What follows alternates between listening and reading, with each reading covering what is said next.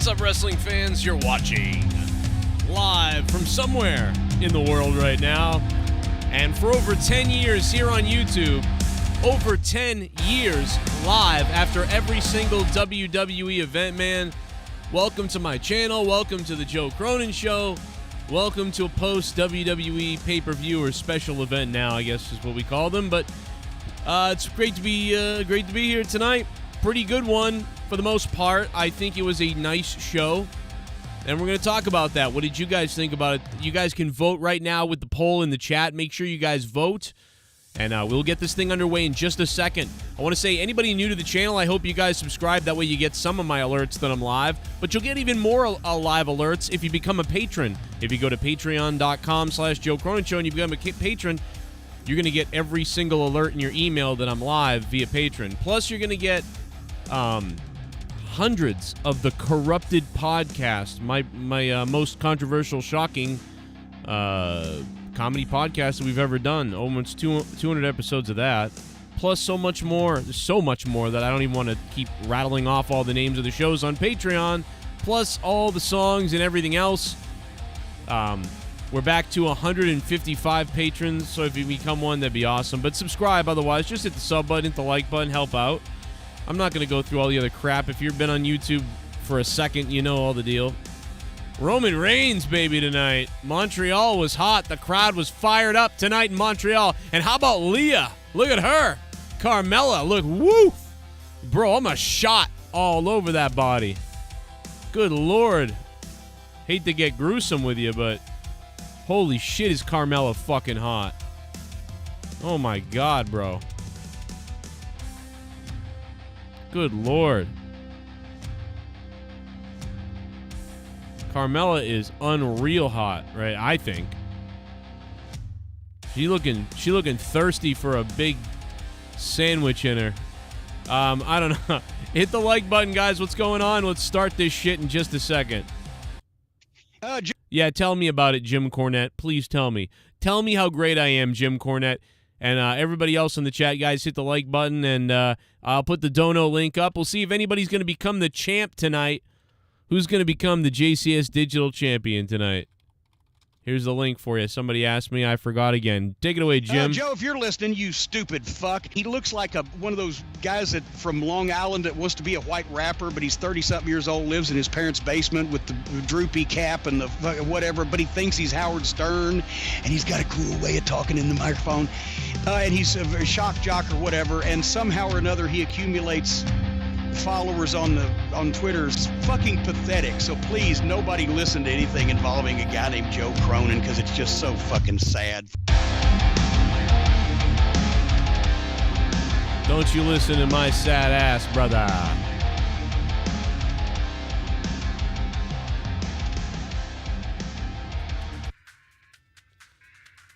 Hey, man, I appreciate you being here, dude. Thank you. This is... Hey, guys, if you don't hit the like button, baby seals will die everywhere. So let's do that.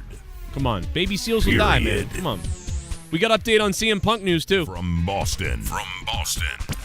Broadcasting all over the world. How about Sammy's wife? Send the soy boys home. Because we ain't gonna sugarcoat shit. Drop down, let me give it to you. This is the Joe Cronin Show. Now, here's Joe Cronin. Joe Cronin. I do agree. I do agree with stay 60 feet away from me. I think a lot of the women are stunning. The women have been really hot in WWE. Crazy because they can wrestle better than they've ever been able to wrestle in, ever, for the most part. And, man, they're looking great, too. How perfect is that, to be able to say both things? Tonight, JCS Digital Champion will be crowned, and that will go to the top donator. We'll see who that's going to be a little bit later. My wife is the MONETIZE This champion. How about tonight? What were you guys thinking about the atmosphere? We knew Montreal was going to pop. Things went pretty much as I expected. For the most part. I think the biggest problem I had was the women's match. I really did not have that down very well. But a lot of stuff went as expected. And how about the Shatter Machine by Edge and Beth Phoenix? We're going to call her Beast Phoenix at this point. How about that?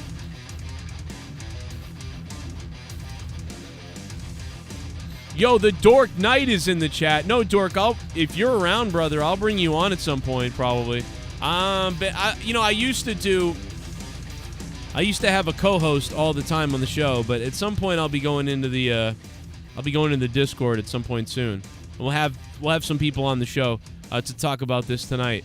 But right now I'm just gonna give my little solo intro, and then I'll dive into Discord, and we'll have some good points. Bernard's in the chat. What's up? Extreme Shaft is here in Moist.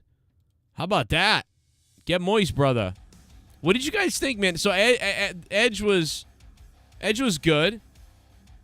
But I just didn't. I agree, man. The women's match was not so good up until the end.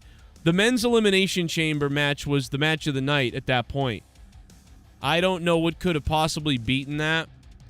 I thought fuckery was going to happen in a couple of these matches, specifically Brock and Bobby Lashley. We talked about that on the predictions show, that there was going to be some kind of screw job there or a disqualification or something or other. And, man, that came to fruition 100% there. And with the women, I picked Carmella to win just because I thought, they would go with a straight-up heel to face Bianca Belair instead of a wrestling challenge, and the best wrestling challenge would be Asuka. So that was my sort of second pick. You'd go with Asuka, really, if you wanted just the best wrestlers in the match.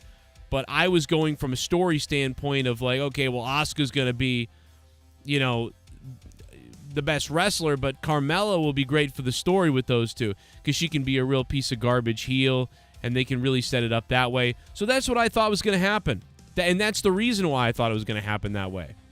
Good to see everybody, man, on a Saturday night. How are you guys? Tonight is a bit of Elimination Chamber, and we will transition into a little bit of Monetize this as well. Coming up a little bit later, we will go to the Discord. There'll be a lot of people probably hanging on to get on the show tonight. And we'll talk Elimination Chamber, WWE. There's a bit of AEW news coming out later. And then we'll have some fun throughout the night if we gotta.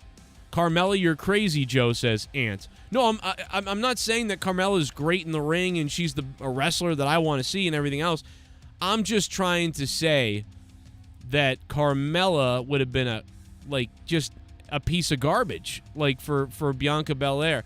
But nobody would have believed, you know what I mean? Probably that Bianca, or rather that Carmella could lose ever, beat Bianca Belair. So, the best pick is Asuka, wrestling-wise.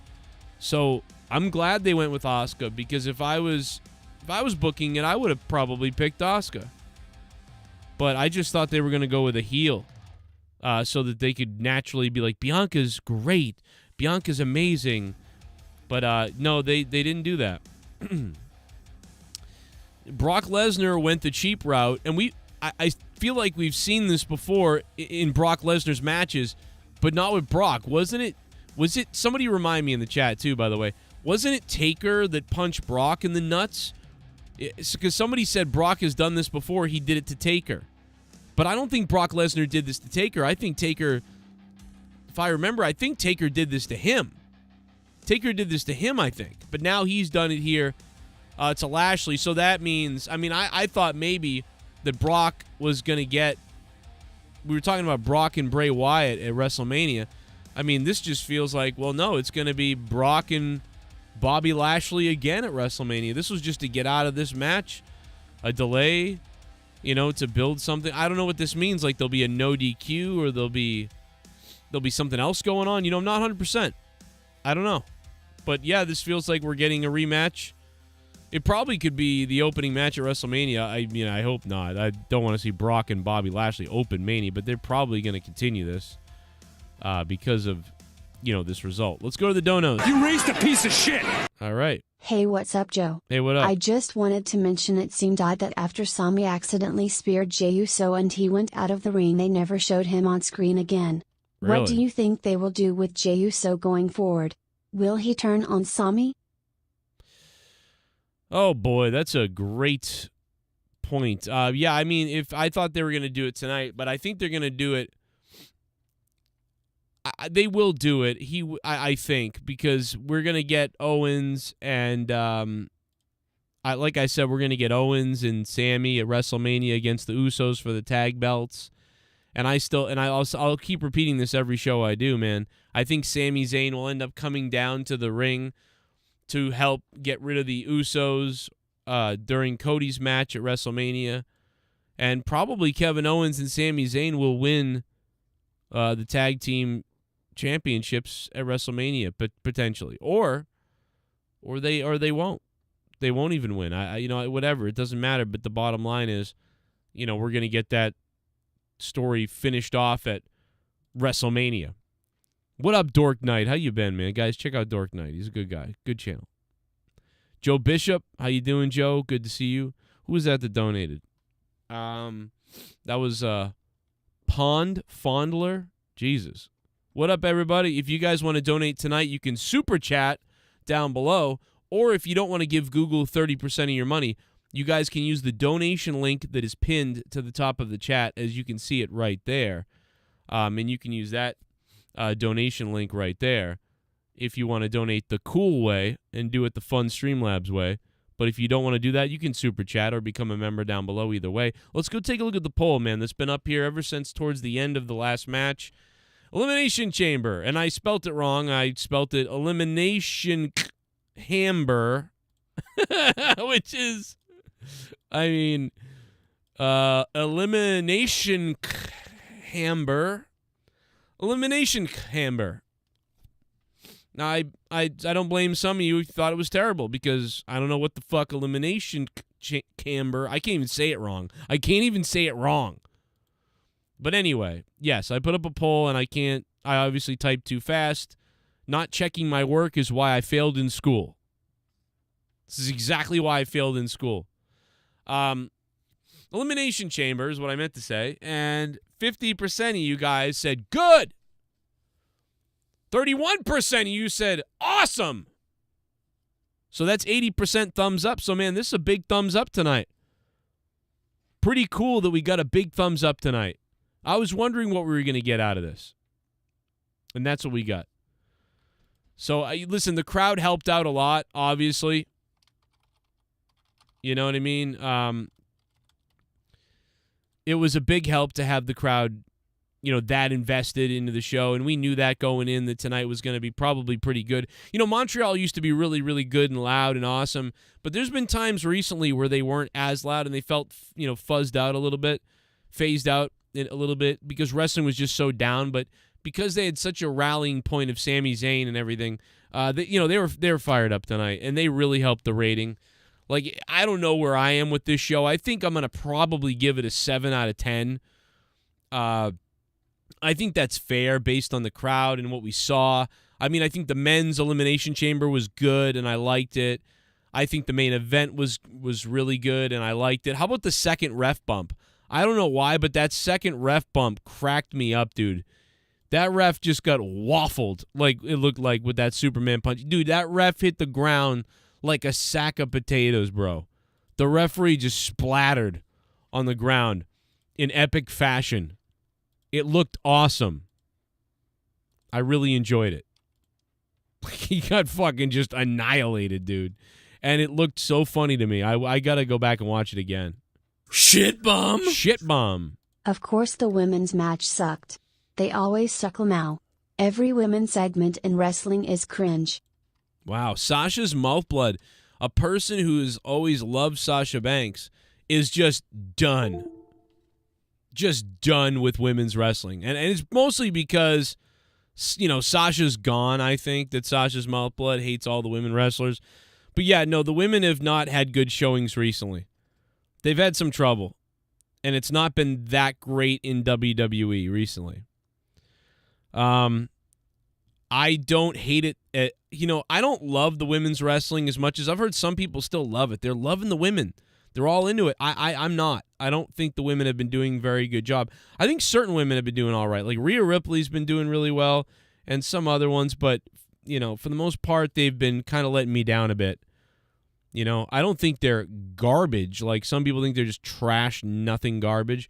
I don't think that that's the case for me. I just, but I haven't liked what they've been doing. Sasha's Mouthblood, you are the top donation of the stream. Sasha's Mouthblood is going to take over the JCS Digital Championship right now with a $5 spot. That's the top one so far. We'll see if that holds out all night long and Sasha's Mouthblood can retain as the digital JCS champion. Oh, not retain, because I don't think Sasha's Mouthblood's been digital champ in a while. Montez Ford, man, we had some predictions for him. I said that I thought he was going to be the guy that kind of wooed and wowed and awed you, and that's basically a big reason why he was put in here, was for that sort of excitement factor, which is what we got, I thought, from tonight from him. I think there were times where he was kind of played as like something bigger was coming with him, or he was bigger than he is, and then they kind of shut it down on him a few times in this match. I thought they should have let him go a little bit further with the believability, with what he could do or what he might do. I would have liked to see him go a little bit further with everything. But that's fine. And I really think that Montez Ford is at the point now where he needs to be this mid-card staple, or a lower mid-card staple would be fine. But I think he sort of slipped into a role where it felt like he was trying to be Mr. Main Event tonight, and then they kind of pulled that away from him to keep him sort of as, oh, you're much lower level than people were thinking. People were thinking he was going to take over this higher level. And by the way, Mustafa the other day on my show here was talking to us, and he was like, oh, I want him to win, and he's got to have a really good showing, and he was all obsessed with how Montez was going to do. And I said, I'm not holding my breath. I think he's just in there for the flippity-floppity. And it turned out that that's the case, although I don't disagree that I think that Ford needs to have a bigger push. You know what I mean? I think that Montez Ford should have a bigger push coming up, and I keep waiting to see if they do it, or they give him a little nudge and then see if he can meet it. And I think tonight they gave him a slight nudge, and he tried to meet it, and then he lost, which is fine. So maybe next time they'll say, the crowd responded pretty well to what you did out there, so we're gonna push you forward a little more. And that could be what comes next for him. So if that's what they're doing, then I can see that, and I get that. Thank you, Sasha's Mouthblood, for the $5 and becoming a $5 ship. You raised a piece of shit! Well, that ending was big ol' sack of cum. Cody wanted to see Sami at Mania so bad he was only one who didn't interfere. It's not good when fans can predict outcome to a team months in advance. It's a different era. Not that Sami had to win, just deviate a...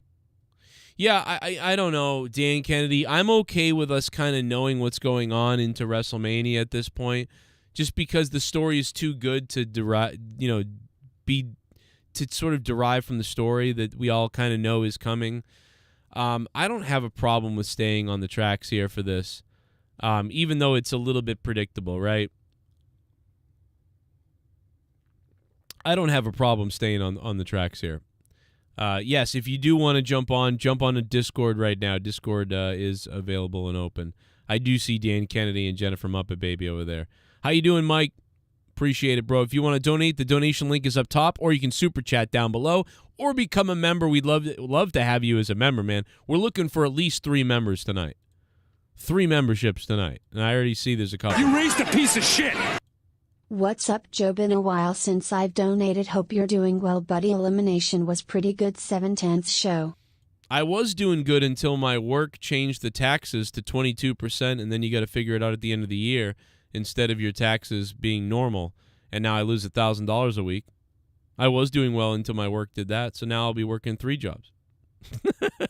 What up, T-Rev? How you doing, man? I hope you've been well, dude. Are you still hard, T-Rev?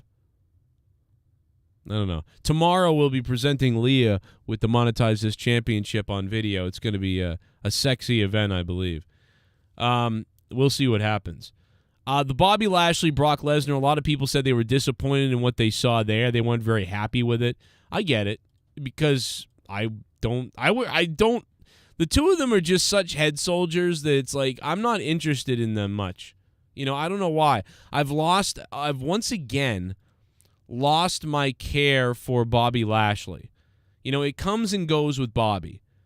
I've lost any care about Bobby Lashley at this point. And on top of that, Brock Lesnar is so just, you know what I mean?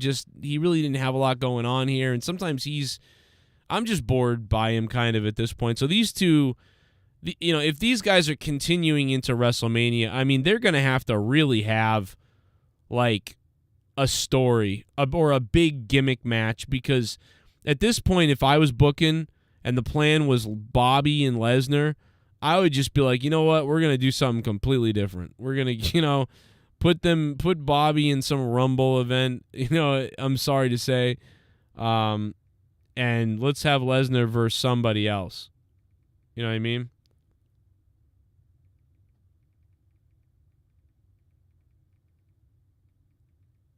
There we go. I texted my buddy. I just don't know. I'm just not feeling it anymore from those two. Wasn't feeling it tonight. Wasn't that happy with it. And again, I thought the show was kind of blah up until the Men's Elimination Chamber. The Men's Elimination Chamber changed everything. Seth Rollins has that sort of bizarre, and I've been saying this for a while, he isn't Macho Man Randy Savage. Nobody ever could be. And he's not even as good as that. He's not that, and he's not as good as that to me. But Seth Rollins does have this charismatic, what's the word? Not intricate. Eccentric. He's very eccentric now and charismatic and just fucking bizarre. And he's been this way really ever since the pandemic, if you guys remember. I mean, do you guys remember when there was no crowd, when Seth was just acting like a weird fuck? Like, he was hilarious at one point. Like, he was out of control, ridiculous. And I found it friggin' hilarious. I found Seth to be just a goddamn riot. And it was mostly during the pandemic. I enjoyed that. And he still is. And he gets the crowd moving. He had that, there's the Discord link in the chat, by the way, for anybody that needs it. The Joker, the run down the steps, the Hollywood thing, that was kind of funny. The Becky Lynch's weird voice trying to do Batman, I guess. I don't know what, I guess that's what she was doing. I don't know. I didn't get that part. I thought, like, Seth was kind of funny dancing down the steps. It wasn't, it was a little too weird towards the end. It went on too long, I think, and it was bizarre. I don't know. The cinematography on it at the end just was weird. I don't think that's how it went in the movie exactly towards the end, and it was just weird. And then Becky came out and she's talking like, I'm Becky, and it was just, I don't know, bro. That was weird, but it was kind of funny. They really didn't have anything to say that was funny or like that crazy. I thought they could have done maybe a little better job with that, but it was still funny and it was interesting and whatever else. So that was all right. A lot of people, I saw a lot of messages about that. Like Seth's ring attire. Johnny Gargano almost died tonight when Bronson Reed almost fucking, like, I think there was some kind of off the top rope Hurricane Rana, and I mean, Johnny Gargano almost had his spine crushed. I mean, you could hear it in Corey Graves' call. And by the way, dude, Corey Graves and Michael Cole were awesome in the men's chamber. I mean, I don't normally like them at all. I don't like them that much. I don't enjoy them that much. I get irritated by them sometimes, but I got to tell you, man, tonight Corey Graves and Michael Cole were pretty good on commentary in the main event, and especially in the men's elimination chamber. There were some things, and sometimes I write them down and I remember what those things are, but tonight I couldn't, I don't know, I didn't write them down, and unfortunately they've slipped out of my mind now, but there were just a couple of moments that I wish I marked down because I thought they were pretty good. Guys, if you like the stream, stick the thumb up my ass. Click that like button on your tablet, phone, or wherever you are, and stick the thumb directly up my ass. By the way, we are brought to you tonight by Star Trek Picard Season 3. Episode friggin' 1 was actually pretty good. Oh my God, it was pretty good. Terry Matalas might have saved Star Trek. on Paramount Plus. Go check it out. The TNG crew's back from the 80s. It's like the 5th movie. Star Trek Picard Season 3, Episode 1. Watch it now. I just love promoting it so people will go check it out because the first 2 seasons are so terrible. Sami Zayn, we'll get into the main event in a minute. And Paul Heyman, Humpty Dumpty jumped in the ring. Also, the champion came out first, which I found that, which we know why they did that, but I mean, it still did surprise me. And you saw the anticipation from the crowd because the crowd was anticipating, oh my God, he's coming. Here comes Sammy. Yeah, they were feeling it. Here he comes, yeah. And oh, it's Roman Reigns. And they started booing and they're like, oh, and sort of like you saving the best surprise for the wrong guy type of thing. And so I thought that was kind of funny. And so out comes Reigns and you find out, oh, the champion's coming out first. That's different. So I didn't mind it, though. I thought it was a good call. Obviously saved the big pop for the champ. I get it. And I think it worked out fine. You raised a piece of shit. Go to donate. Oh, the Dork Knight. Ladies and gentlemen, he is the Dork Knight. Thank you, Dork Knight, for becoming a member, bro. I met the Dork Knight over on the Popcast when they were talking about Star Trek, and he's a good guy. Thank you. Dork Knight, appreciate it, bro. And he's in the Discord. We'll be going to the Discord in just a minute to hear everybody's thoughts and get the panel going here for everybody. I thought the pay-per-view I was entertained. I thought it was pretty good. It went as well as I thought it was going to go. Some people loved it. Like, they really loved this, and I did not. I thought it was all right. I probably would be voting good myself. Maybe slightly, like, if it was okay and good, I'm in there somewhere. 581 votes, though, and for 31% to say awesome and 49% to say good, I mean, that's a really good sign for WWE. I would think that's a good call. My God. Oh, my God, look at Carmella. You raised a piece of shit. Hey, what's up? I wanted to say last week's Monetize This 400 was incredible. Congratulations on that. Also, can WWE please, for the love of God, change the IC title belt back to the previous design?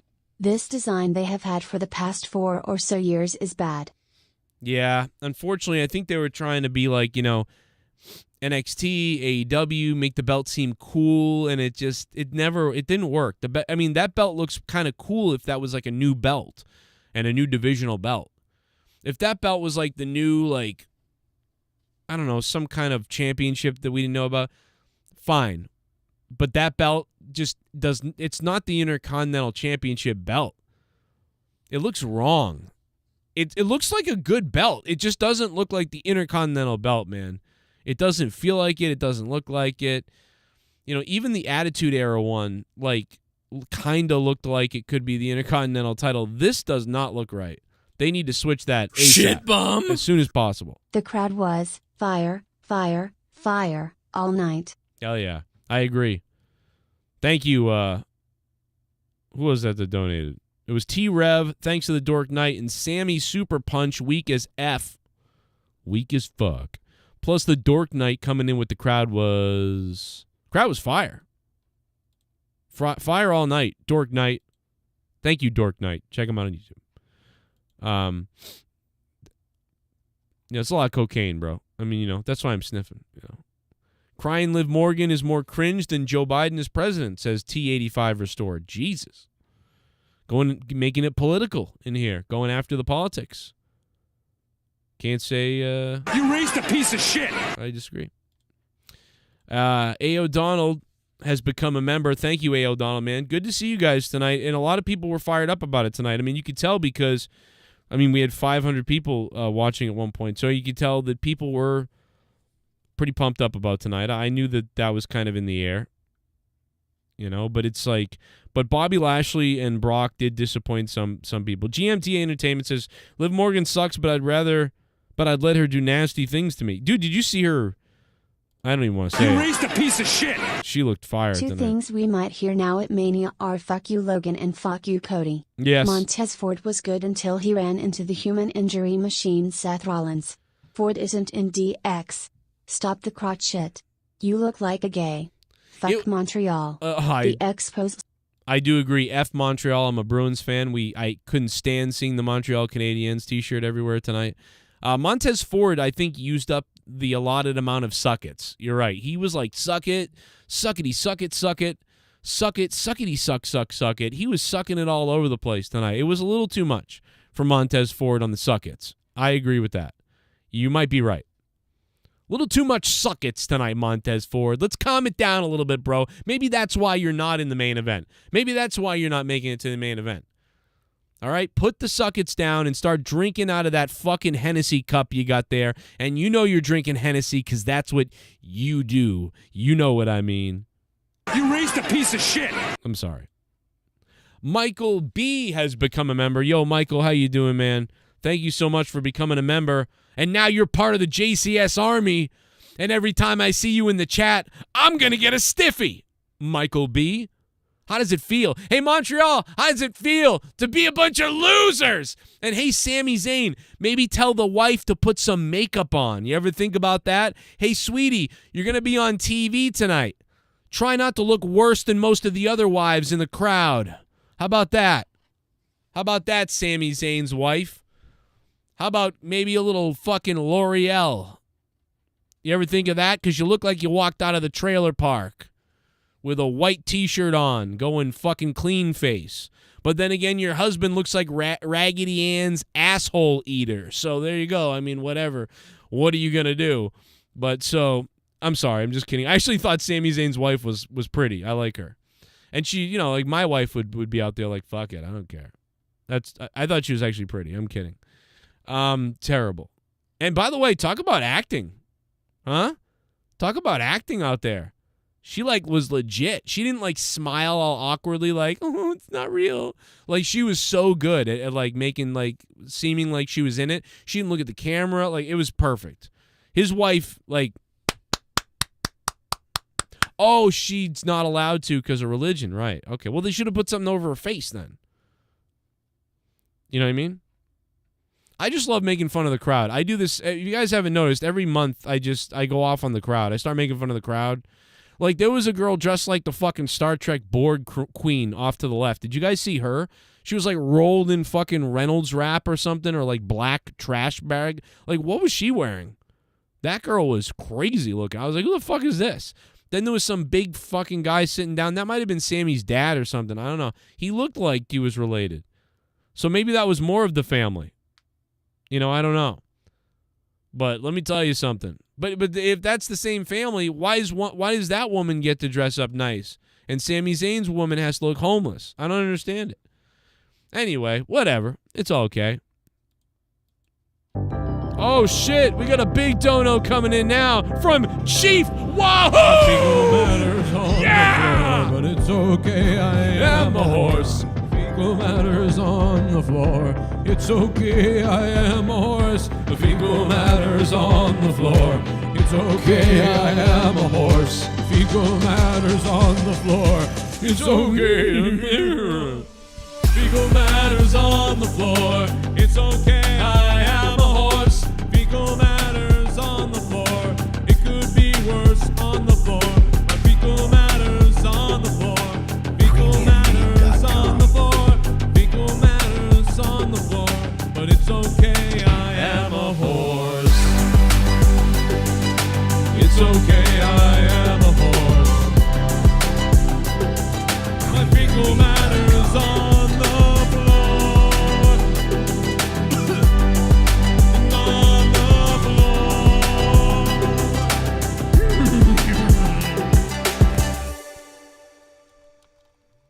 Yo! Damn it, Kevin, you bunghole. You could have called an Uber. My horse is registered. We could have got to the arena right when Rudy Charles got whacked. SMH. Oh, my God. Oh, man. Chief Wahoo, how you doing, man? Hey, listen, you just call an Uber and then stuff the horse in there. Actually, bring shit into the Uber and just leave it in the back seat. Hey, Chief Wahoo, thank you for the $20, man. That is the largest donation of the stream, Chief Wahoo. And you are going to take over, Chief Wahoo, as the top donator and the JCS digital champion right now. Chief Wahoo!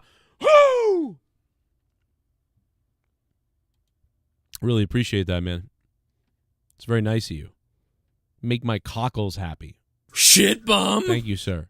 Don't understand why they didn't just separate the titles here. Sami takes the Universal tonight and Right. Cody gets the WWE for his father at Mania.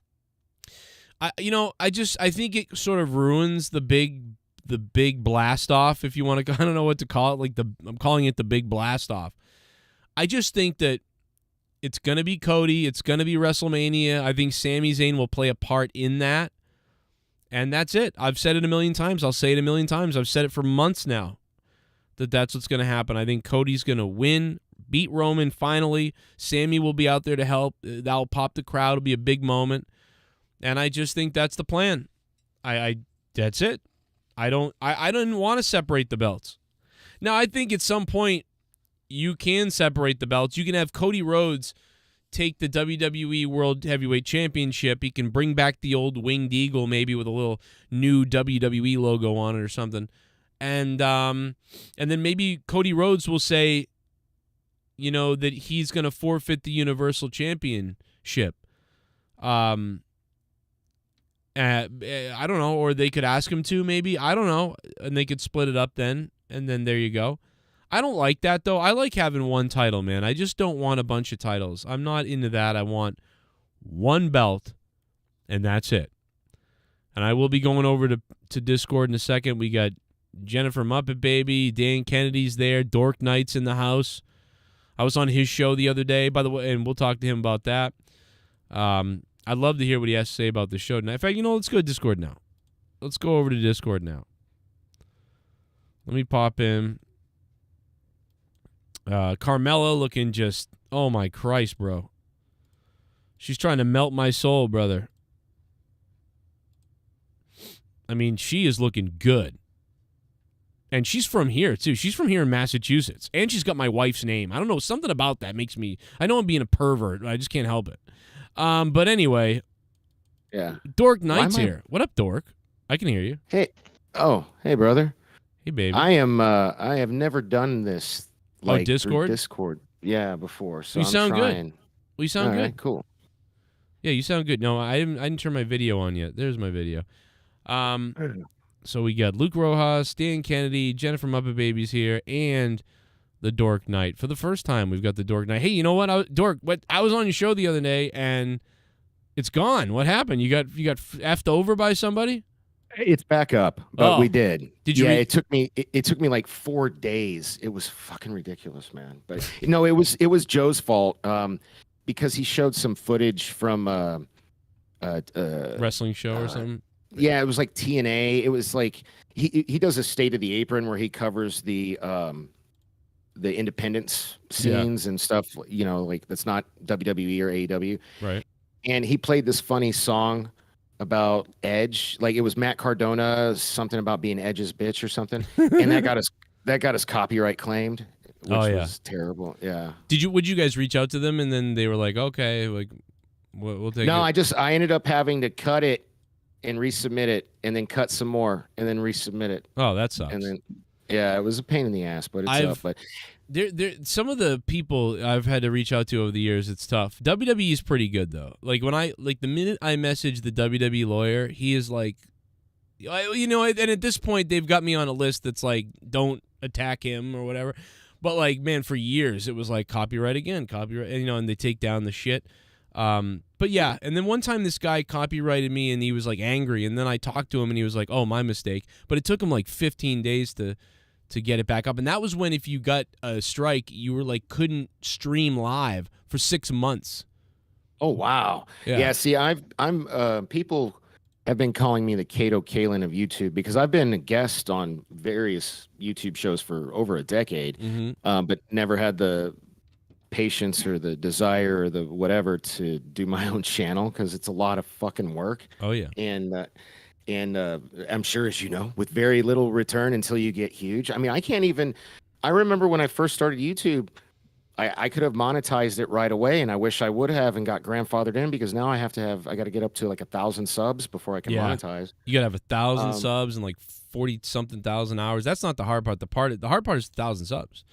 Because on that Star Trek channel I just launched, I'm at 350 subs. You know, it's like gonna be a start. But I know how to. You know, I can talk to you off air, because I know how to. Yeah. We'll figure out a way to get you, because I can get shit off the ground quick, like, for the most part. That's why I agreed to do Pop Culture Minefield show, because originally everybody was telling me to do Dork Side of the Ring on my own channel, but Pop Culture Minefield already has like a huge following with you know, that can be monetized. And, you know, we have sponsors, like we got our Fuel Up and WWE Shop, and I'm trying to get the mobile game WWE Champions. I'm still trying to get them to... When I started, I had sponsors too, and I had WWE Shop and all that stuff too, and then like I just but once the people backed me, I was like, F all of them, and I just stopped doing it. But now I'm probably back to needing to do that. But let me ask you this. Who just laughed like that? Was that Dan? Yeah, I finally got back onto Discord. Jesus, what are you calling in? What are you calling in on? Fucking your mom's pantyhose? What the hell is that? Oh my God, bro! The Obama phone isn't working. Your Obama phone sucks. Yeah. Oh, I thought you said Obama phone. I did. Oh my God. Obama phone. You did. Yeah, you called in on the Obama phone. Hey, guess what? You know, you're gonna Obama. No, actually, I voted Obama the first time. He said Obama built the cages. Oh, well, he did. Yeah, that's true. And Joe Biden's taking all of our taxes and giving them to Ukraine. But anyway, here's the thing, Dan, I love you, but Dork, what did you think overall tonight? What did you think about tonight? I know you kind of like you're more positive on WWE than I am, so. Apparently so. Yeah, I was very active, because originally I was supposed to do a watch along on Pop Culture Minefield's channel, like I did last month, but I was out with my girl and we got home late, so I wasn't able to do that. So I was basically doing a watch along with you guys in your chat on YouTube.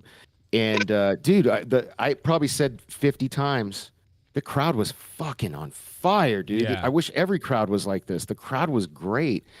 Which just made the show better. It's like, you know, you've heard of the 13th Man, like with basketball or whatever. It's like that. They were just such a great part of this show.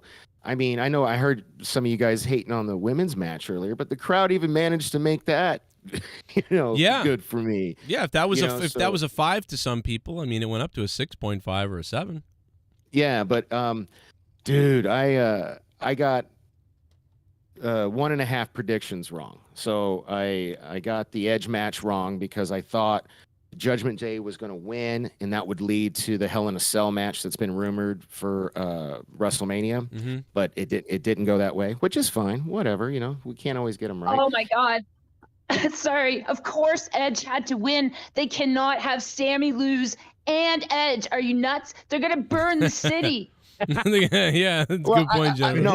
I put in the chat, Kevin Owens single-handedly saved the city of Montreal from a riot by coming out and doing what he did. And we still got to go home happy, if you think about it. Sure, he didn't win, but he was never going to win. I actually, honestly, my prediction, that's why I said 1.5, was I thought this match was going to end in a schmoz finish where it'd be a DQ or a count out because of outside interference, and that Adam Pearce was going to add Sami Zayn to make a triple threat, because WWE loves doing triple threat matches at WrestleMania. But now I think they're going to stick with the original plan, which is the tag title thing. You know, Jay's going to finally, like, you know, screw you, you speared me, I'm mad at you, and they'll drop the titles to Kevin and Sammy. Thank you. Yes. Yeah. And what do you think about what I've been ranting about? Because I think that they're going to interfere in Cody's match at WrestleMania, and Sammy will come out to a big pop, and he won't necessarily win it for Cody, but he'll help eliminate one of the Usos or both of them. Even the odds. Oh, you guys are forgetting about Solo Sikoa. Well, you're right. What is he doing at WrestleMania? Yeah, I don't know. What I want to know is why Kevin Owens decided to come out when the match was over instead of helping his friend 5 minutes. I said that same thing in the chat. I was like, late there, buddy. Definitely I mean, listen, it's wrestling. They do that all the time, You know but what's it's funny? such a He plot probably got hole. lost. But He got lost. It's such a big building. He's like, shit. No, he was a That's catering. not He where was the gorilla eating. position is. He was friggin' eating, bro. He's Kevin. He's eating. He's like, "Ah, rah, rah, rah." Listen, that's what you guys get for being Montreal Canadiens fans. Okay, get that. The Bell Center though is always awesome, dude. When the Bruins and Montreal play in the playoffs and shit, and that place is loud and exploding, and it's a massively huge place. I've been up there. It's a massively huge place, but it's so loud, and so when you get a crowd like this with a hometown guy, I mean, you just knew it was going to be gold because this. And unfortunately, the way the WWE films stuff, the Bell Center doesn't look that much bigger than most other places, but it is slightly bigger than some of those. And somebody could look at the capacity, but it's big. What I noticed right off the bat was like how short the rampway was. Yes. Thankfully.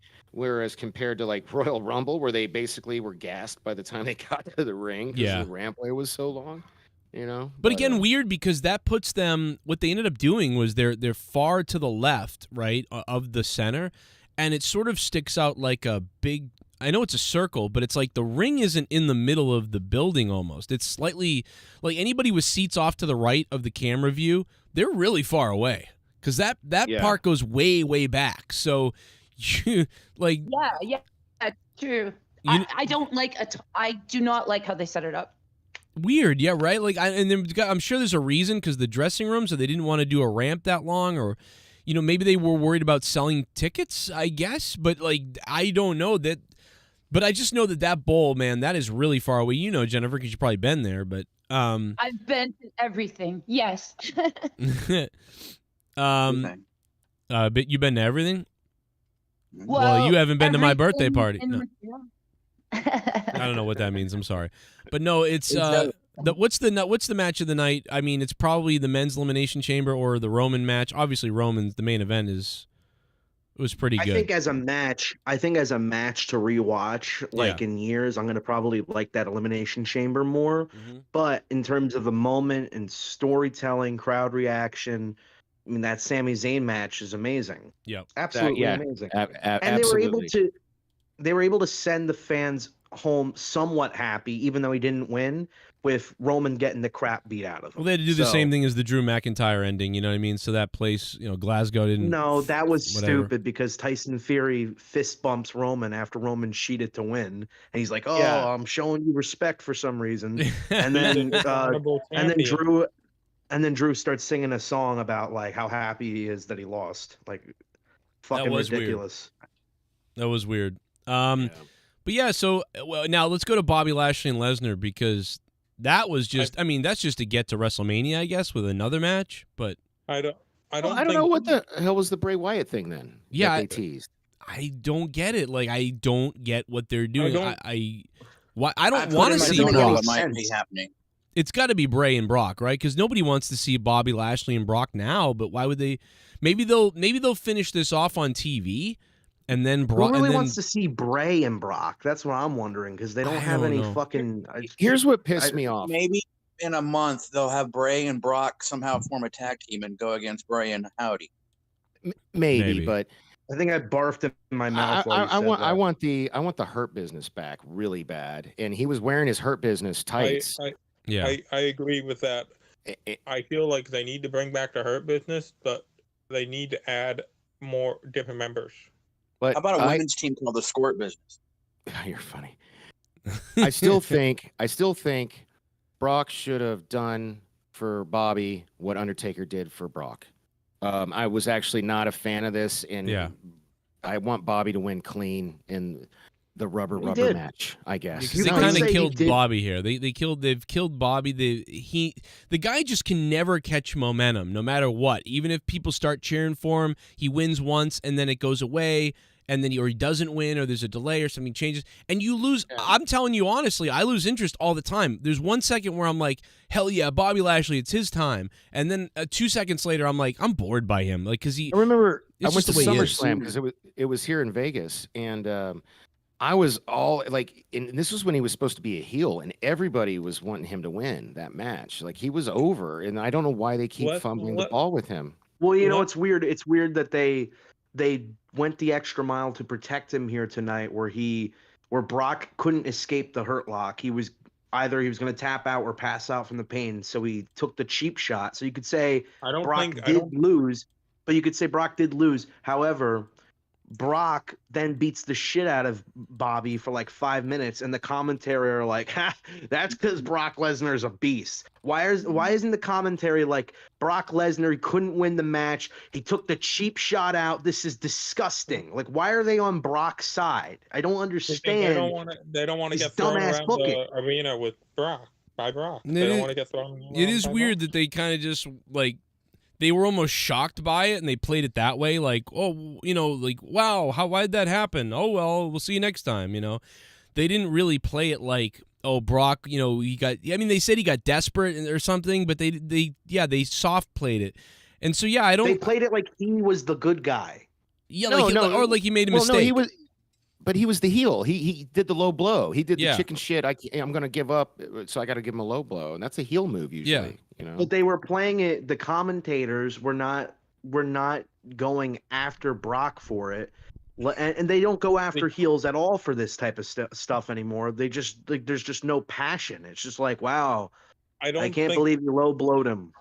Speaking of no passion, Kevin Patrick was on the pre-show, and thank God, and not the Hall of Fame couple.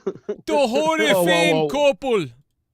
Barreling towards the ring. Whoa. Kevin Patrick can go ahead. Himself. What, Dork? What? He can fuck and work in the ass. I love Booker T, so I hope somebody was not just disparaging my man Booker T. No, I was actually upset man, that he was not. No one's disparaging me, motherfucker. Let me tell you, man. If I was on that commentary, you would have loved it. I would have loved. I love me some Booker T. I love Booker. I love it. I want Booker T to tell you something. Bobby Lashley going down like a train, man. I'd love to put him back on commentary. I like Booker because you don't know what he's gonna say. He's just ridiculous. I know, man. Yeah. Oh my God. I lived in Houston for years before I moved to Vegas, and I got the pleasure of meeting him a few times. My kids have met him, and he's always been a super gracious dude. I got to pleasure him. That's a little. You're oversharing, but that's okay. That's what I do. Hey, Joe. No, Booker was Booker was there. Remember when Bully Ray flipped out on me at that show when he flipped out? Like Booker was there. He was like, "Damn, man, it was fucking crazy." Like the look on Booker T's face. He just looked over like, "Oh," and fucking Scott Hall was like, everybody's face was hilarious. They were like, "What the fuck did you do?" Does Mr. Pico just like have all of our family pictures as his profile? Like next thing you know, it's gonna be Joe and his kids. Well, it wouldn't be the first person to do that, right? You know, Yeah. or that dumbass photo. Or that dumbass photo Joe has at his mom's house where he's like sitting in a white void with his hand on his knee. Man, yeah, I love that. That's best thing you ever did. We're gonna scare him. We're gonna scare Dork Knight out of this show tonight. It's gonna be great. Dork, he's been watching the show though. You know how fucked up this channel is. This ain't the Popcast. I was actually talking about that. Like, it's refreshing, actually, dude. I love it. Well, my wife's coming down to talk to me, so I'm going silent for a second. Leah's showing me something, and she's the MONETIZE champion. Sorry, go ahead. Luke, why don't you tell me your favorite moment of the night, Luke? Go ahead. Besides the announcer, who, by the way, the introductions for Roman tonight, she was like, Roman! Like, she looks like she's going to eat cock when she's announcing. It's awesome. Sorry, I hated that announcer. I hate that announcer so much. Yeah, but she's hot, and Ricochet gets to bang her every night. She's not even that. She's hot. No, she's not. I mean, I think she's got a good voice. But she gets too excited where she's like she's like a Scooby-Doo monster or something. Yeah, eye of the beholder kind of thing, you know. But nobody's going to replace. She's screaming out shards of glass. I like it. I got to be honest. I kind of liked it. I mean, she looks crazy if you look at her, right? Because it's like Howard Finkel, right? That guy just looked very stoic, right? He just like, about to come down the aisle. Like, he just looked normal. Like, the World Wrestling Federation champion. Like, he just looked normal. But she's like, like she's a good Finkel. You like who impresses? Who do they impress? Who's like the biggest announcer that gets impersonated all the time. It's Howard Finkel. You know, people Yeah. are always doing his voice. Nobody's Fink is doing the man. Yeah, I mean, that's well, you just sounded like your mom, but Garguts? no, I think That that just sounded like what? you're nothing. Sounded No, like I Garguts. Yeah, you did sound like fuckface. Garguts. Yeah, you sound like an illegal person with cancer. No, Watch so the I show, think but that I always got an opinion. who's the second? My second favorite is what's her name? You know, but there's no real who can really do an impression of Lillian Garcia, right? Yeah, Lillian was good, but you know, I think Howard Finkel is to wrestling announcing what let's get ready to rumble. What's his name? Yeah. I forget his name. Yeah. What he is to boxing. You know what I Right. mean? It's like often imitated, never duplicated. You know. Yeah. Who's the guy who used to comment or announce for SmackDown? He started the whole rated R superstar. Tony Chimmel. I liked his voice. Tony Chimmel had I a liked pretty his good one. voice. Yeah. Yeah, because I like him too. that's the thing is like He sounds professional. Yeah, most legendary announcers, they don't really have all these crazy mannerisms. They just have the voice.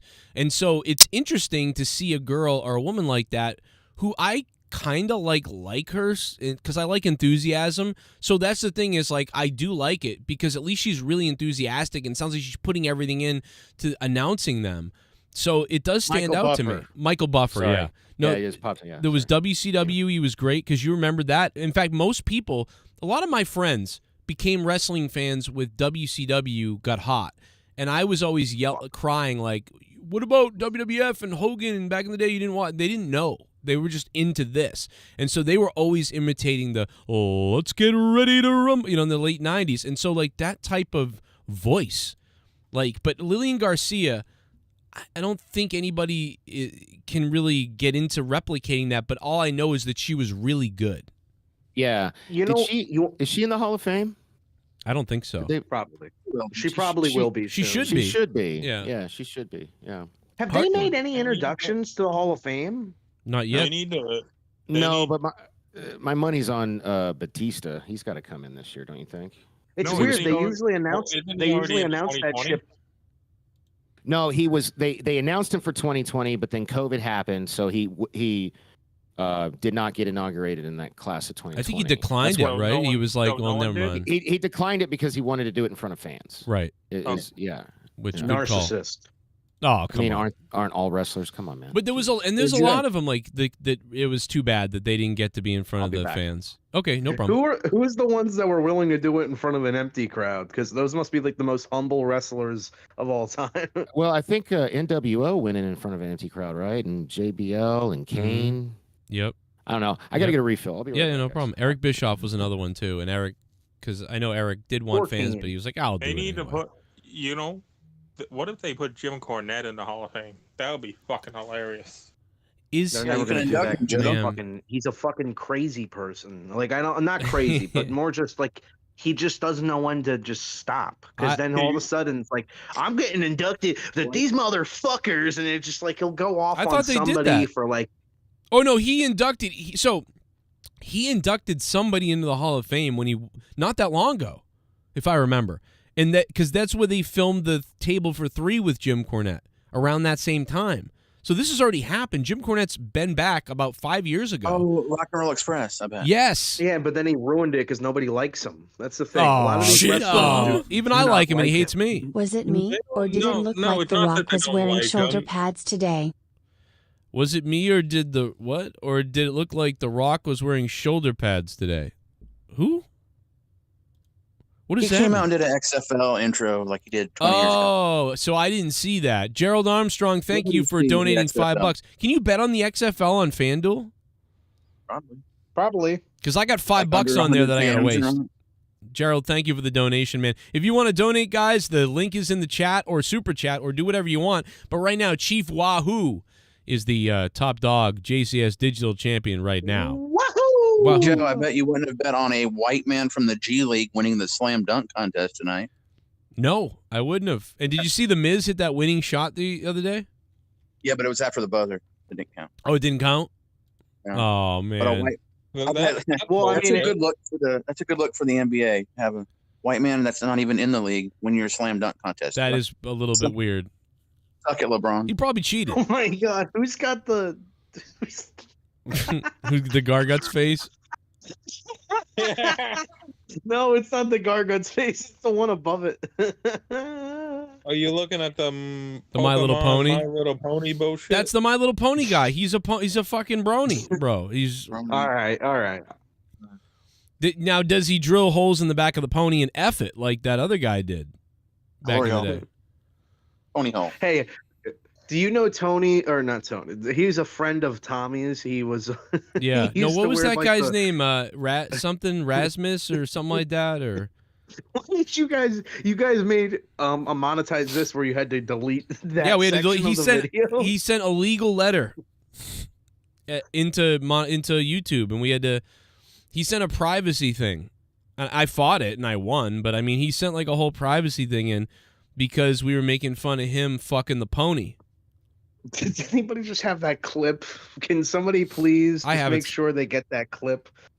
I have tons of clips of that guy. I have so many clips of that guy. In fact, that was a big night too. If I recall, I just want the clip of you finding out about him. Oh, well, it was the same. Remember the night when Keemstar found out about him and he fell out of his chair? He fell out of his chair, bro. He was like, dude, is that guy got ponies in his background? And the guy was like, oh, yeah, they're my ponies. Look at my ponies. Like, dude, it was fucking hilarious. Oh, my God, bro. He had, like, all the My Little Ponies lined up. He's got stains all over his walls in his bedroom. And just his bed looks like shit. And there's just ponies everywhere. Bro, it was nuts. I was like, dude, there's when you did that video. The best is when you clicked on that video and he's I'm like, dude, there's dressed up cum in on a those skirt. ponies. There's cum all over those ponies. I guarantee he's it. There's- just up in his skirt and he's got like a big pink binder and he's reading through it and he's like, and these are my favorite ponies. These are my favorite ponies there. Wow. So I put up dude, so there was what the fuck is going on, bro? I'm gonna fucking pass out. Next Saturday is the first Ring of Honor tapings. Next for what channel? What is it gonna be on? No, they're taping them and then they're going to use them at a later date. They haven't decided yet. But it's Come gonna be on, at man. Universal Orlando. It's just going to be on the internet. What did I say?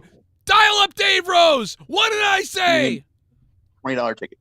Remember this? I fucking went back and forth with them. I'm like, dude, it's not going to be, they're never going to get a goddamn TV deal. It's going to be on YouTube. And we Yeah. Oh my God. Well, not even YouTube. It's behind a paywall on their on the ROH website. Like, so they shot that Briscoe. Go ahead. Sorry. That's stupid. They're not going to put it on YouTube. Get more Well, they viewers. probably back. will. Well, they will. What they do is they put it Yeah, they behind a will. paywall first, and then they put it on YouTube. That's exactly what they did with the Briscoe tribute that they shot that TNT or TBS or whoever wouldn't let them air. Right. So they put it on the ROH site, and then like a day or two later, they put it on YouTube.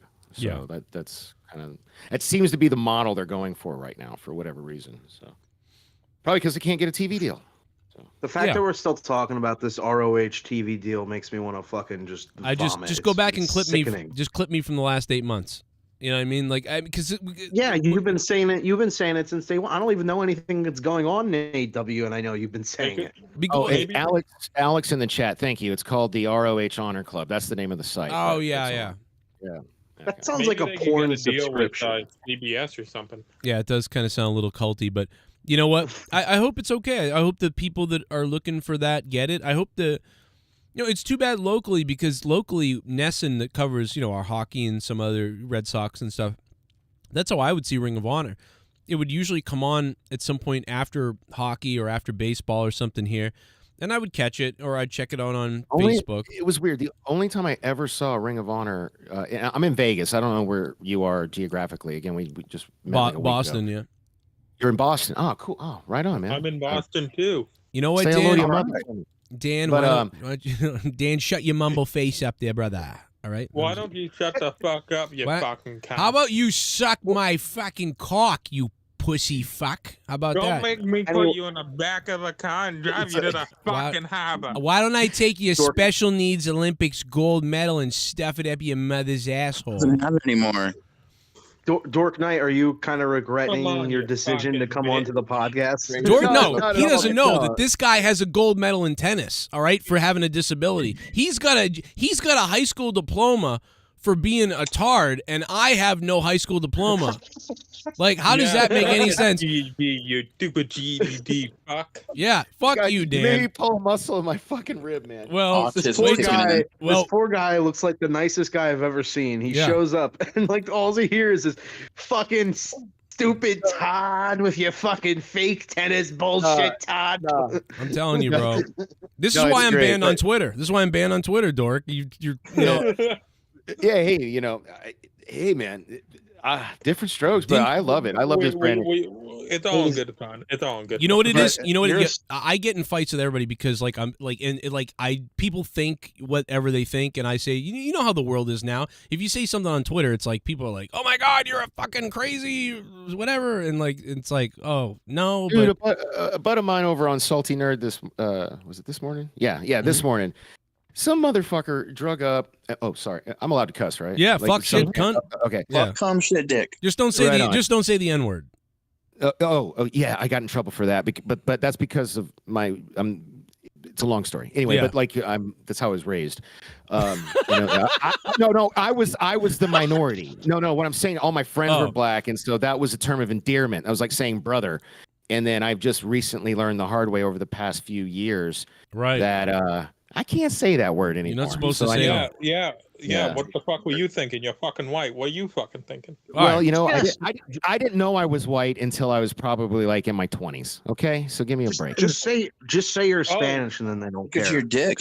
Say it in French, and people never figure it out. It's crazy funny. It doesn't matter. I just say ninja now, or that's right. Else. Yeah. If you're Hispanic, 9 times out of 10 they're nicer to you. Actually, you know what? You're too white.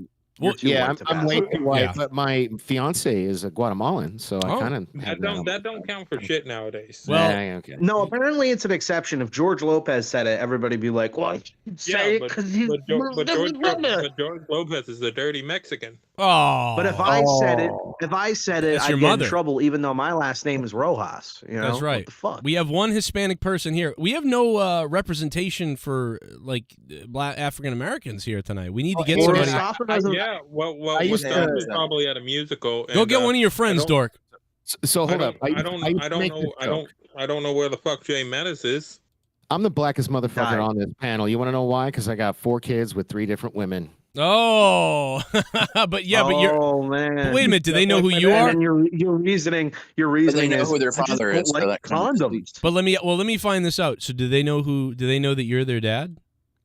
Oh yeah, my son makes a joke. My oldest, my 24-year-old, every time we do family photos, and we try to do it once every couple of years. Yeah, try to all get together. He always posted on his Instagram. It says, "Pop's pullout game is weak." Like every time. Hey guys, just but so you know, I got a vasectomy, so I'm done making babies. I'm good. Man, what is that? Does that hurt at all? Nah, man. Because I'm a pussy and I don't like pain. I told them to knock me the fuck out, so they did. Yeah. So they knocked me out. I woke up, man. What was the child support like? I just finally, actually, I owe one more child support payment, and I'm. That's right. Your ex-wives and shit were in your chat the other day, right? That yeah, 2 of them. That's hilarious. Holy fuck, bro! I'd be like, get the fuck out of my chat. Are you on good terms with your ex-wives? With 2 out of 3. One of them we don't. We haven't talked since he graduated. My first wife, my oldest son. We haven't talked. One of them you don't talk about since you murdered her, right? No. She's remarried to a pro golfer. Lives up in Connecticut, and she definitely traded up. Tiger Woods. No, I don't know his name. You know, he's got money. At best. He's got money though. Yeah. But yeah, we don't talk. We haven't talked. Literally haven't talked since his graduation, and he's 24 now. So. Yeah. I'll have to go looking for him. He's probably not that. He's actually near Jake, my former co-host. I lost my my main co-host for years, and now poor Jake has so many medical things he had to leave the show a little while back. So that's why you see me doing a lot of solo stuff, except for Luke Rojas, who tries to pan his way in here. By the way, Luke, our Star Trek review the other day, somebody said you were awful to listen to. Luke. Just letting you know. Who? I don't know. Somebody on the Star Trek review, he was like, he's like, I like this channel, but I want your co-host to be muted. I get trashed.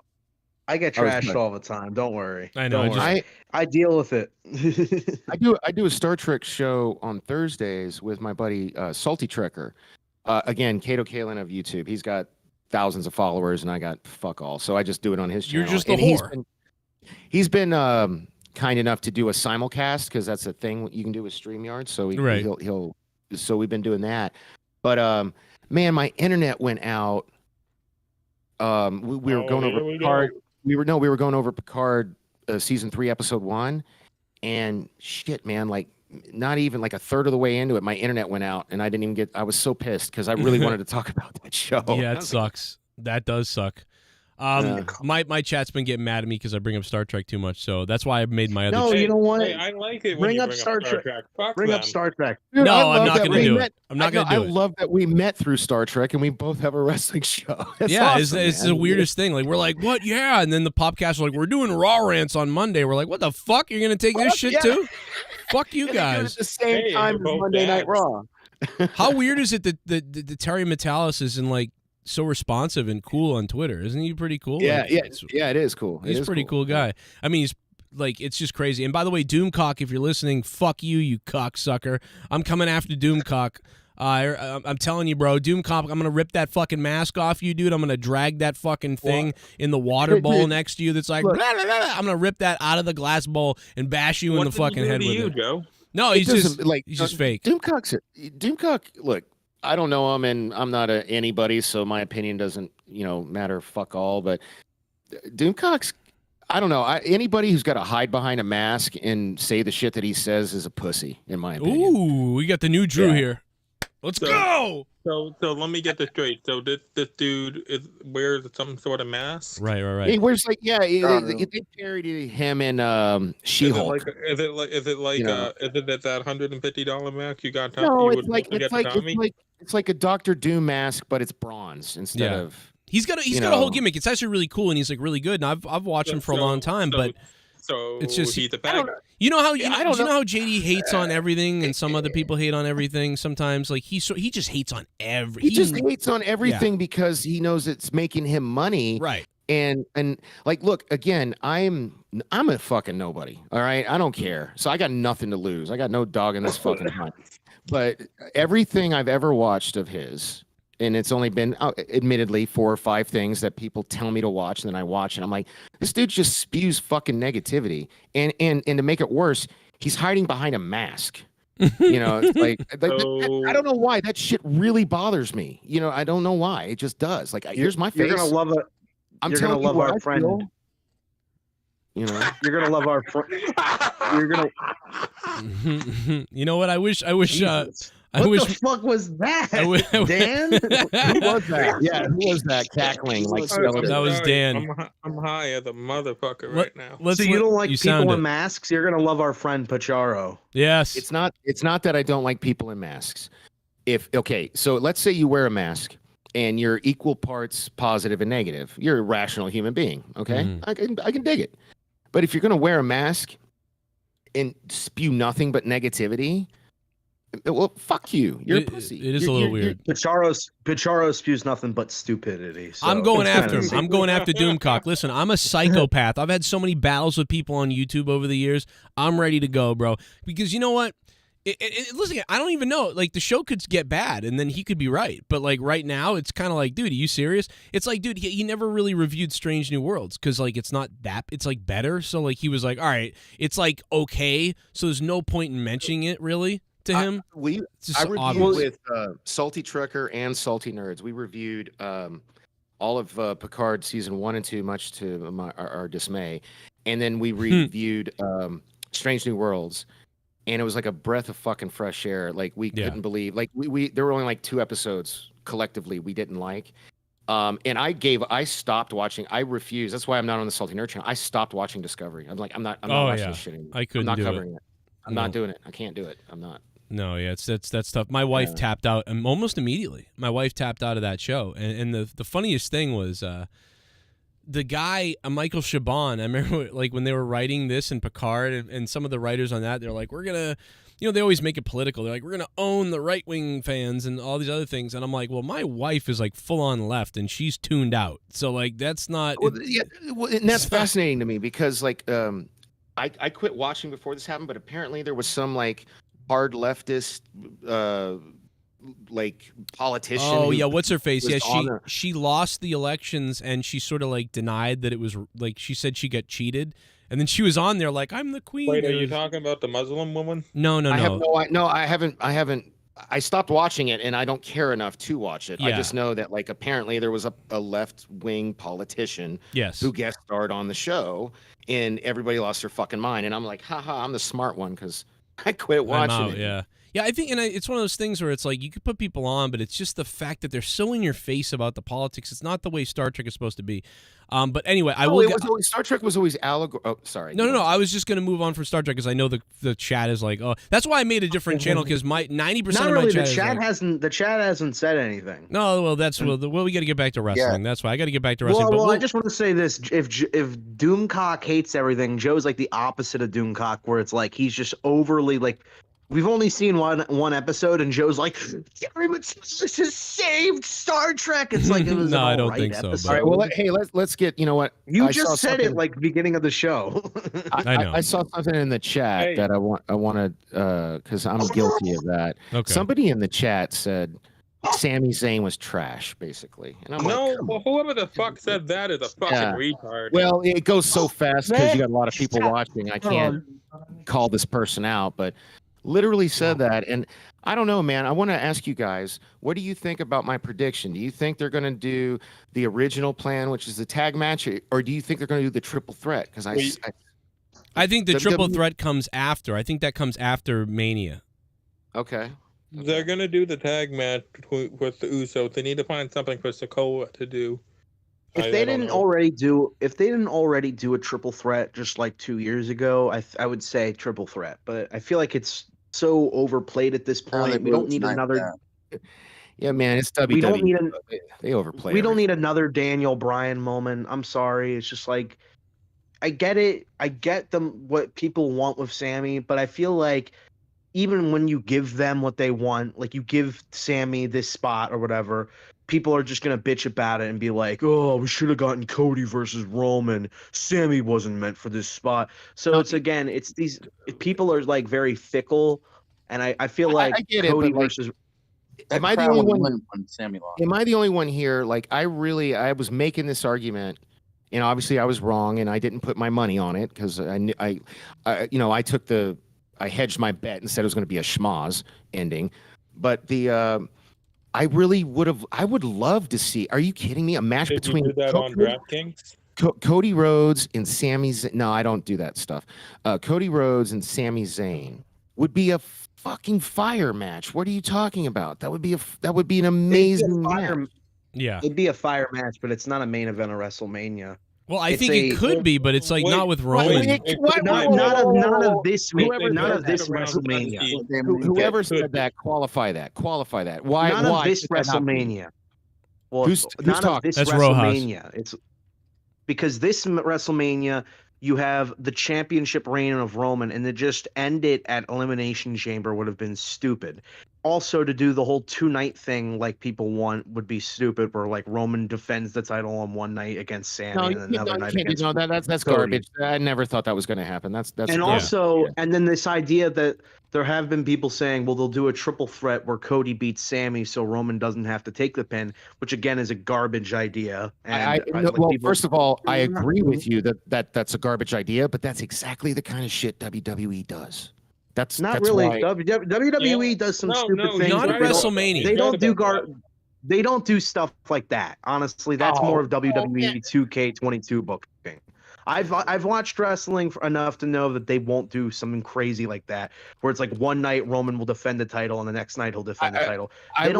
They really don't do shit like that. No, I mean, listen, Rojas, to be honest though, I didn't think so either, but we did at one point put that forward with that's a something they could be on the table. Like, we really did think that is something, but it diminishes. Roman Reigns is coming up on 1,000 days as champion. I mean, they're going to treat this, they've got to make sure they've got a solid one-on-one against this guy if they're going to put someone else over, and that someone is going to be Cody still, but you can't ignore Sammy's momentum. So that they got a good problem, but it also does kind of divide the fans up here. Well, so if Cody gets the night one main event, if Sammy gets the night one main event, I think people won't be as butthurt about it. So that's not going to happen, dude. No. They're going to give night one to one of the titles. There's no story or build-up. There's no story or build-up. Charlotte, no, are you kidding me? Rhea Ripley, that's a 3-year storyline with Charlotte Flair. That's going to be the main event. But worthy of main eventing? I'll bet you, we got witnesses, thousands, hundreds, however many people see this before WrestleMania. I'll bet you $100 Rhea Ripley and Charlotte Flair main event night one. 100%. If they do, everybody thought Ronda and Charlotte was going to main event night one, and then they did the Kevin Owens and Steve Austin thing at night one. I mean, you could not do that. It was Steve Austin, man. I could see the Usos and Sammy and Owens. They announced things. Night one, don't you, Rojas? Couldn't you see? I know that they're probably going with the women main eventing, but couldn't you see the Usos and Sami Zayn and Owens being the main event on night one? That's what I've been saying. That's what I was saying. I could, but I think it's the second to last match on night one. Okay, that's what I think. And look, hey, it's recorded, and I'll put my money where my mouth is. I've been watching wrestling my whole goddamn life, and I'm probably the oldest motherfucker here. All right. You know what it's going to be? He's 50. Wait, how old it's going to be the main event of night 43. 2. Actually, is going to be Bianca versus Asuka. And there's the youngest guy. There's the youngest guy. Rojas. Huh? Roman and Cody don't even main event. They're like the first. No, Roman and Cody are the main event Sunday night, hands down, if not the triple threat match. But I don't think they're going to do that. I mean, sure, that's me fantasy booking. That's stupid to do. Let Cody have his moment. Yes. This is over a year-old story. Here's what I'm worried about. They might want that 1,000 number, and so to build up even more heat, everybody's like, "Hey, what's Solo Sikoa doing at WrestleMania?" SummerSlam, he's not right. He's not doing anything. So somehow Solo cost Cody the match. That would be title at bad. SummerSlam. That would be bad. I know. I know. I don't think Cody's winning at Mania. I'll say that right now. I don't think so. What? If Roman's not going to lose at Mania, when the fuck is he going to lose? Lose at SummerSlam. He could lose. Who knows? I just don't think. When is Cody doesn't have to have his moment at Roman's expense. Does SummerSlam take place after the 1,000-day mark? That's the yes, it does. Yeah, okay, way above. It's actually closer to the 3-year mark. Okay, that's where it happens then. Yeah, if that's past the 1,000, because I think they want that fucking graphic. They want 1,000 days, champion for 1,000 days. You know what I mean? Like that's WWE's all about branding, and I'm in the marketing industry, so I get that. Do you guys not agree? I mean, no, I've thought about it. I've thought about it, but in my head, I'm like, the story for Cody and WrestleMania, it's just too. I know, and I agree. I want Cody to win. I want Cody. They've had chances to do stuff like that. Plus, the crowd's going to turn on like... Cody at some point soon. You know what I mean? Cody's not going to last too much longer. Before I don't know, crowd. dude. Kids love Cody. You are underestimating the power of kids. Yeah, exactly. People in this chat, I've noticed, really underestimate just how over Cody is. Yeah, I feel like I love Cody. are.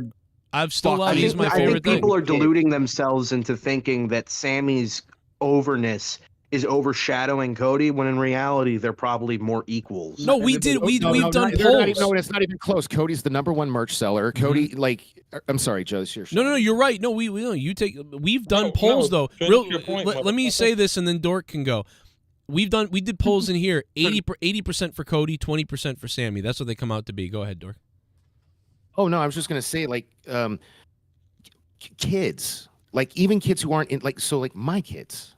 Okay, my youngest, 14, doesn't like watching wrestling, but when I have her, I make her, because that's what I'm doing, and she's got no choice because she's here. You tie her up. No, I don't tie her up. She's on her iPad, but like for some reason, she loves. It's really weird. She loves Cody Rhodes and Liv Morgan. It's the weirdest thing. Those are her two favorite. And she's not a wrestling fan. Yeah, I'm lesbian. You know, no. She actually. Today was her 14th birthday, and she spent it with her boyfriend. I'm actually happy to share pictures because they are adorable. Oh they no! Don't do that with this audience. Don't share pictures. Don't share pictures. Don't do that. You'll have a channel made tomorrow. And don't. And if I were you, I wouldn't do anything on the internet for the next like 6 months. Just to lie low. With that mustache, man, you might have other people in the basement. Let me tell you something. No, I'm sorry. I'm kidding. I love Dork. No, it's. I'm so confused. We're just fucking with you so bad. It's so funny. All the stuff I read in the chat. Hey, you know what? I'm high, so it's just going over my head. Well, you're probably the smartest person on this call. I mean, like, let's be honest. I mean, you know, Dan Kennedy. I mean, he's got a gold medal in Special Olympics tennis. And I have autism. You have a mic.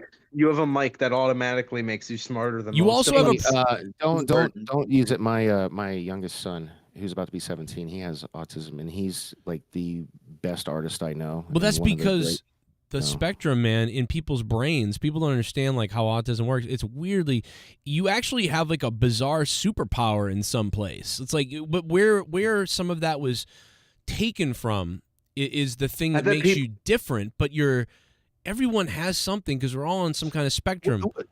I have this gnarly theory. Sorry, go ahead. Discord. I think people do think they have superpowers when they like, you know, jump off the roof because they think they can fly, and then they just splat, they're dead. Well, that's a stupid person. Yeah. That could be an autistic person. That's true. No. Wow. Hold up. Now, so first of all, my oldest son, who's 24, was so inspired by his younger brother, bless you, who had autism. My oldest son, that's what he does for a living, and he has for years. Like, I'm super proud of him. He makes more money than his mother. You know, like he works with autistic children in a place called Sports Social here in Las Vegas. It's awesome. And I think this is a crazy take. I think that and baldness, and people give me shit for baldness, it's human evolution. So if you believe in evolution and we're all just like we came from apes and we're hairless apes, well, it just makes sense that over time we'd lose all of the hair. You know what I mean? It just takes longer. Same thing with autism. I think because basically people with autism are just like hairless freaks. No, these are two totally separate subjects. Fuck yourself. That's your family, right? Rojas. Yeah, I'm on the autism spectrum. I have ADHD. Well, I have ADHD, but it's not autism. So, does that count? Because I got diagnosed with ADHD when I was like 13. Not really. But that's they say it does, and then they say it doesn't when it's you get hyper focused sometimes with ADD. Maybe. I get hyper focused with things like I can't like it's like Star Trek when that new season I just can't stop thinking about it and I just going all Star Trek for all week. That's different from my ADHD. Mine is and I miss being on medication, but I can't because of other health things I'm going through. I need Adderall. But I can't. That's what I was on. I was on Adderall for 13 years, and I had to stop taking it because of this other medication I take that keeps me alive. So I'm super scatterbrained, and I get it fucks with me a lot on Pop Culture Minefield. Gives me tons of shit for it, right? Because I'm like, ooh, look, a squirrel. I'm like, I'm that. That's what I'm like. I'm like that too. The other thing I do is what is it called when you jerk off on people that don't want that to happen? Hey, I'm sorry. I wanted to know. Hey, I'm sorry. guys. I love talking about autism and stuff, but let's get back to the professional wrestling aspect of the show because I think I'm going to have an aneurysm. That is the most autistic thing I've heard. Oh, sorry, MJF. Can you wait a minute? Let's take a break real quickly and listen to Lord William Regal real quick. Quick break, 20 seconds. Here it is. Welcome to the desk. Thank you very much, Taz. Hello, sir. Mr. Schiavone. Hello. Man in the mask. How are you today? Doing quite well, you sir. Little creme brulee, you. I'd like to crack you and let you just melt in me. I would, honestly. Alrighty. Yikes. We're rocking and rolling. Shit bum. Bizarre, William Regal. WWE blew a huge opportunity tonight. Sami was the story. Yeah. Sami winning in Montreal would have been an all-time moment. Cody is trash. But let me tell you something, Black Pumpkin It would have Head. been a moment. That's Yeah, what it would for have a been. It would have been a second. moment. Yeah, you're throwing away an over a year-long storyline with Cody. Black Pumpkinhead, thanks for the $5. It's the same thing when Drew lost. This is the same exact response. People are like, because the fans are so crazy and it was good, you can't just do it because. You know, they're building to this. I get it. I know why you want that. And but Joe, yes. And Joe, remember on that night, I was completely a different side. I was like, they got to give it to Drew. The way I've changed my mind is because this storyline, this bloodline storyline was very interesting, but also the whole time I was thinking, I can't wait till Cody gets back, and I can't wait until the story we see between these two, because if you've noticed, Roman hasn't mentioned Cody once, and it's kind of like adding to that factor of like, is Roman kind of afraid of Cody? You know, like it just, I don't know. I feel like it adds, there's so much story there. I mean, no, he's not afraid of Cody. He's afraid of his neck tattoo. No, it could have been an Eddie Guerrero moment again. Roman's There a was like total gas. three jumbled voices. I couldn't hear. Sorry. No, go ahead. It's just No, it's Discord, fine. Dork. Discord kind of sucks. Go ahead. Yeah. No, I was just gonna say Roman's a total gaslighter. He's gonna no sell Cody at all, and when somebody brings it up, like one of you guys just did, he's gonna be like, "Why haven't I talked about Cody Rhodes? Because who is Cody Rhodes to me? He's nobody. His dad wouldn't even train him. I'm the prodigal son of I can see Roman doing that. Yeah, you know what I and mean? what happened Like, when Cody got back here? You hurt his arm for like a year. I'm gonna break his legs, his neck. I'm gonna do all that. He's like, you know what? Yeah. He's like, I don't want to do that to him. So Cody, stay on Raw. Go challenge the United I'm gonna States smash champion. him. It's really gonna suck. It's really gonna suck for Cody fans, but be great for Sammy fans when Cody gets like hit by a car tomorrow or something, and he's gonna be out for like 7 months. Jesus, Don't say this that. goes in Canada. Don't put that. Don't put that in the universe, bro. Don't Come say on. that about Cody. I have his right shoe. Don't How did put Jimmy that get out into the WWE universe. Let me. I'm gonna put a poll up in the chat and see what the chat thinks overall. Here's this. I'm gonna take a screenshot. 753 votes. Very positive response for the show tonight from you guys. That's a big thumbs up. That's good. Black Pumpkinhead in the chat. I just want to know, you're saying Sammy is way more over than Cody. Again, who's outselling him merch right now? Yeah, Who no, has the kids exactly on their side? You guys got to understand, WWE, yes, is PG. You know what I mean? They're PG.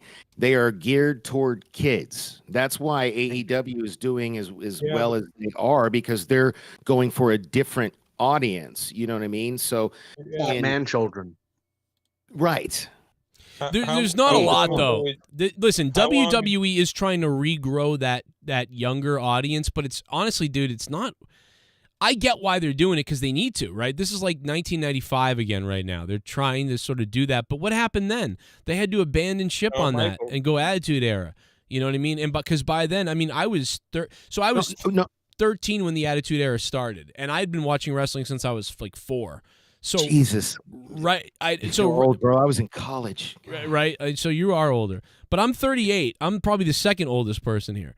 So I just, dude, like right as I was getting bored with wrestling and I was starting to think, I don't think maybe I'm gonna watch this anymore. Boom, Attitude Era starts, and I'm 14 years old, and so it's like, dude, that was and that's perfect for a 14-year-old boy who's into hot chicks, and and plus just me, like such a vulgar person. Respect. This is where I lose respect for wrestling fans like this. Like Black Pumpkinhead, merch sales are artificial. That shit doesn't matter. Like the shit sold to children and idiots. Are you out of You're your a fucking idiot. No, he's you are ridiculous. a mark. That's what you are. The definition of a mark. Look at the poll. You're giving him too much credit. What he is a fucking retard. Oh, well, no, that's takes we one can't to know say one. that right now. All I know is that I'm friends with. I'm not going to name drop or whatever. I'm friends with a few wrestlers in real life that live out here in Vegas. That I'm fortunate. Are you friends with Ryback? Are you friends with Ryback? Because I don't. No, I don't know anything. I don't. You know what? And I'm fortunate. Finish it. No, I missed Ryback because that's a big thing on my channel. I've been watching. I was watching wrestling since I was like a child, and then I stopped. Like I have child porn. Right after the Attitude Era, And then I came back for a little bit when Bret Hart came back to face Vince McMahon at WrestleMania. I think that's like 2009 or 10, something around there, maybe. And then the shows were just so fucking terrible. I quit watching it again. Until my buddy at my local comic book shop, give a shout out to Cosmic Comics in Las Vegas, the largest comic book shop in all of Nevada.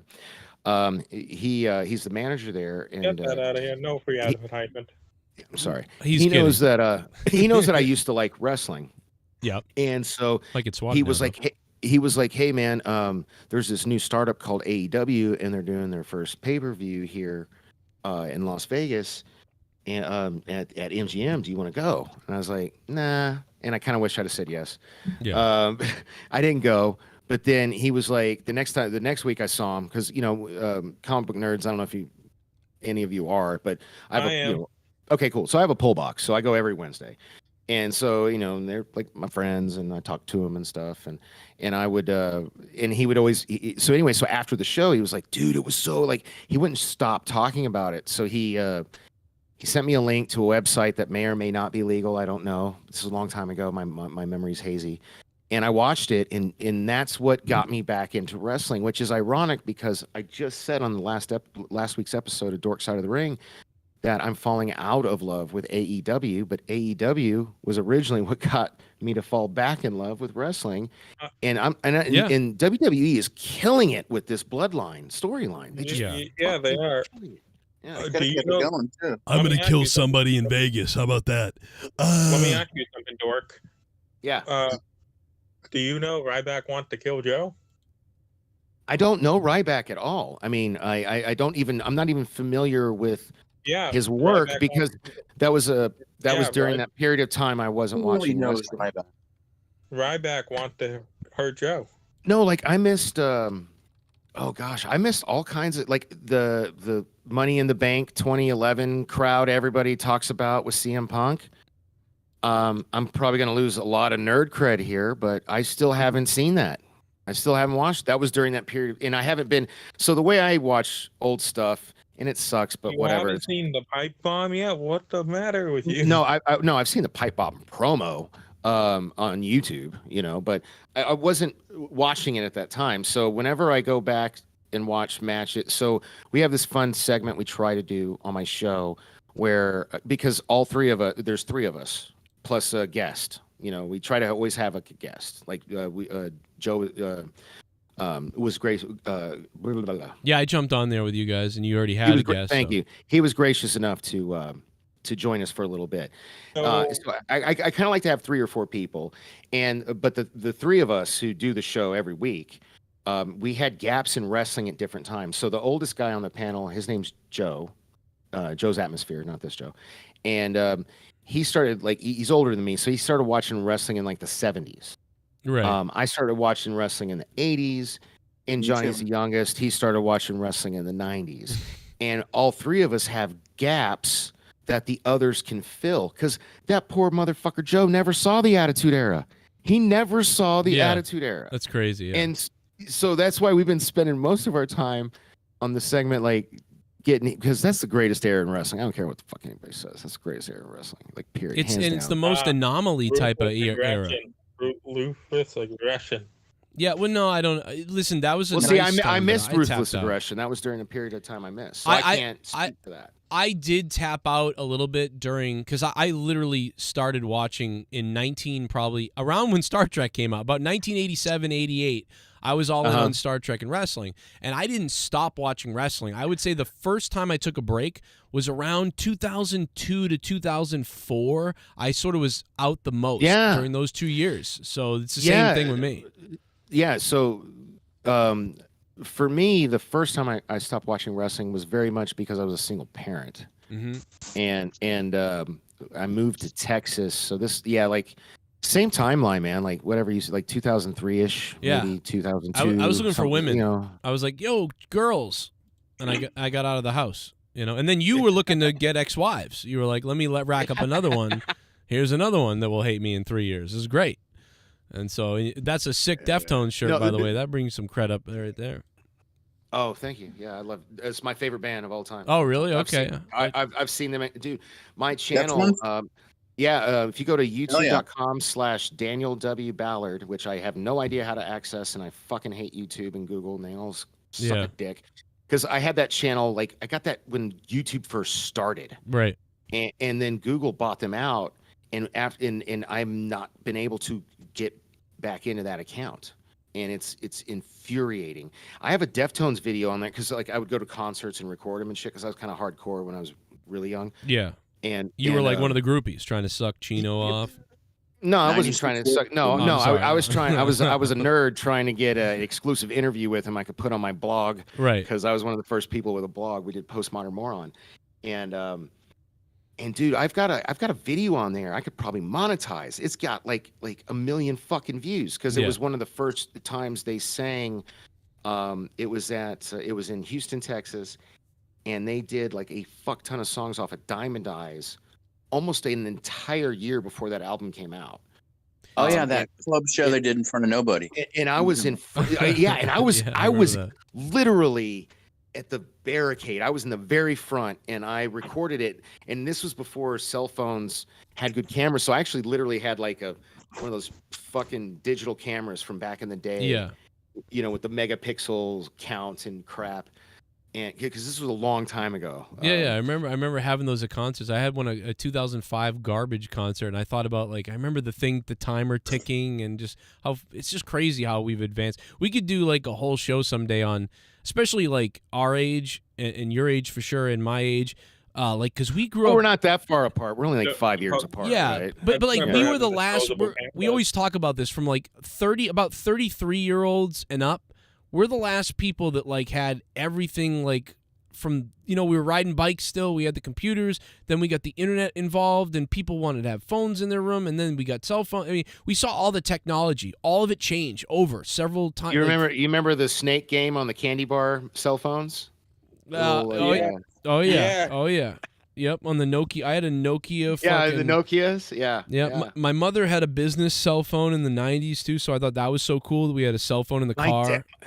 Dude, my dad had the Zach Morris one from Saved by the Bell. He had that exact same phone. I am not kidding. Those are crazy. Those are really expensive. And that was in the 90s. My dad had a inflated sense of self, so he thought he was really important and needed that. Well, my dad was my dad worked at Raytheon, and he went to, you know what I mean, like he was a really smart mathematics guy. He was an engineer, all that shit. So that's how I got into Star Trek, because he was like plop me down like we're watching Star Trek. I am not. It's weird, man. Like I always got along with everybody at school, and I was always like the one that was like cool with the football team, everybody. But I was like playing sports. But really, I was like a dork. But like nobody believed that, because I was like, everyone was cool to me, and I was cool, and I guess I was known or whatever. But it's like I really wanted to be a dork, but I wasn't smart enough to be one. You know what I mean? So you end up being your own version. I've always made the joke that you've got your nerds, you've got your geeks, and you've got your dorks. So and you got your wrestling fans, which is what I am, and. You know, let's get back to wrestling. Sorry. My bad. That was hilarious. Jesus. No, this is my bad. I'm going anywhere. Hey, listen, it's normally monetized this on Saturday night, so we can do whatever the fuck we want. But I know, but we still haven't even finished the card. Let's finish it. No, good. No, you're right. We don't have Jake here. This is the problem. Yeah, my bad. Dan, why are you screaming? Dan's losing it, because whenever someone new comes on, Dan just starts screaming over, like, I gotta be on the show still. He's gonna replace me. Don't replace me. Exactly. He just starts yelling over people. The mixed tag team match between. Hold up, please. I'm so sorry. These are fighting words. 904 Pinball Zine. You best be glad I don't have a wrench, because I'd have put you in timeout. How dare you say? How dare you, sir? How dare you say that? Bill Lee pitched last night. What? Bill Lee pitched last night. Space Bill Lee? Yeah, he's 78. Where did he plays for the Savannah Bananas. What, in Maine or something?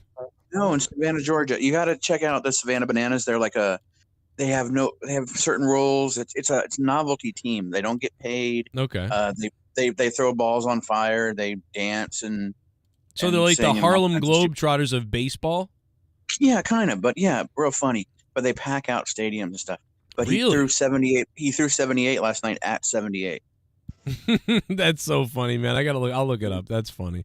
So it's an old Red Sox player. For people to know, he's kind of whacked out. I thought he lived in Maine, though. I didn't know he was down in Georgia.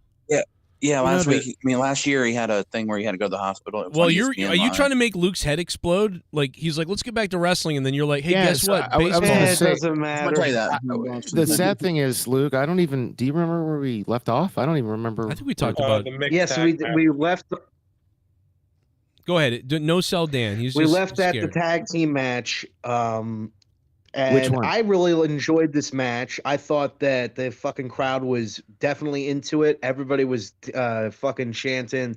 Dude, the crowd was into every match all night. The crowd was fucking fire. But no, this match especially because of Edge. What were they chanting to Dom? They were like, suck. I thought it was fuck dick? you, Dom. Yeah, fuck you, Dom. Yeah, it's just their weird French accent was all fucked up. But yeah, they were saying fuck you, Dom. Fuck you, Dom. I don't mean that's what I thought it was. I thought it was fuck you, Dom. That sounds like Kevin Patrick again. Fuck you, Dom. Fuck you, Dom. The Hall of Fame couple. The Hall of Fame couple. Dude, I really do get to start running again because I almost passed out screaming the other night when I was getting angry at that. I was feeling my age. Yeah, I put on about 30 pounds in the last year, so my son recommended this app called Pikmin Bloom. Because he likes Pikmin, and it's a way that he and I can bond, and it helps me. It makes you walk. It's a thing that makes you walk. Right. It's like it's a game on your phone, So if you're into that kind of shit, or if you have kids, maybe. Because he and I do it together, so it's kind of fun. Plus, it gets me out walking. Clip that. Go ahead, Ross. Take us back. This tag team match was really, really well done. Didn't overstay its welcome.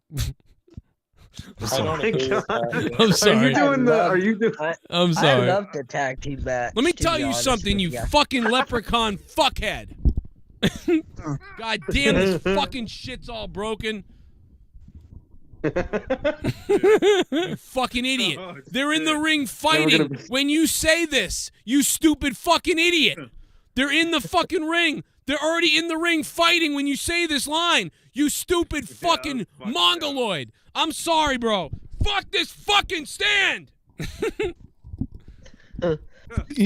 Just to be clear, fucking goddamn setups. Everything's fucking broken. We're talking I don't about, give a fuck Kevin about Patrick, it anymore right? to fix it. Oh, yeah, this is all Kevin Patrick. I was very upset at him the other night. Listen to this fucking line. The same couple. You hear the oh, and all the punching? They've been in the ring fighting. They've already been in the ring. The same couple.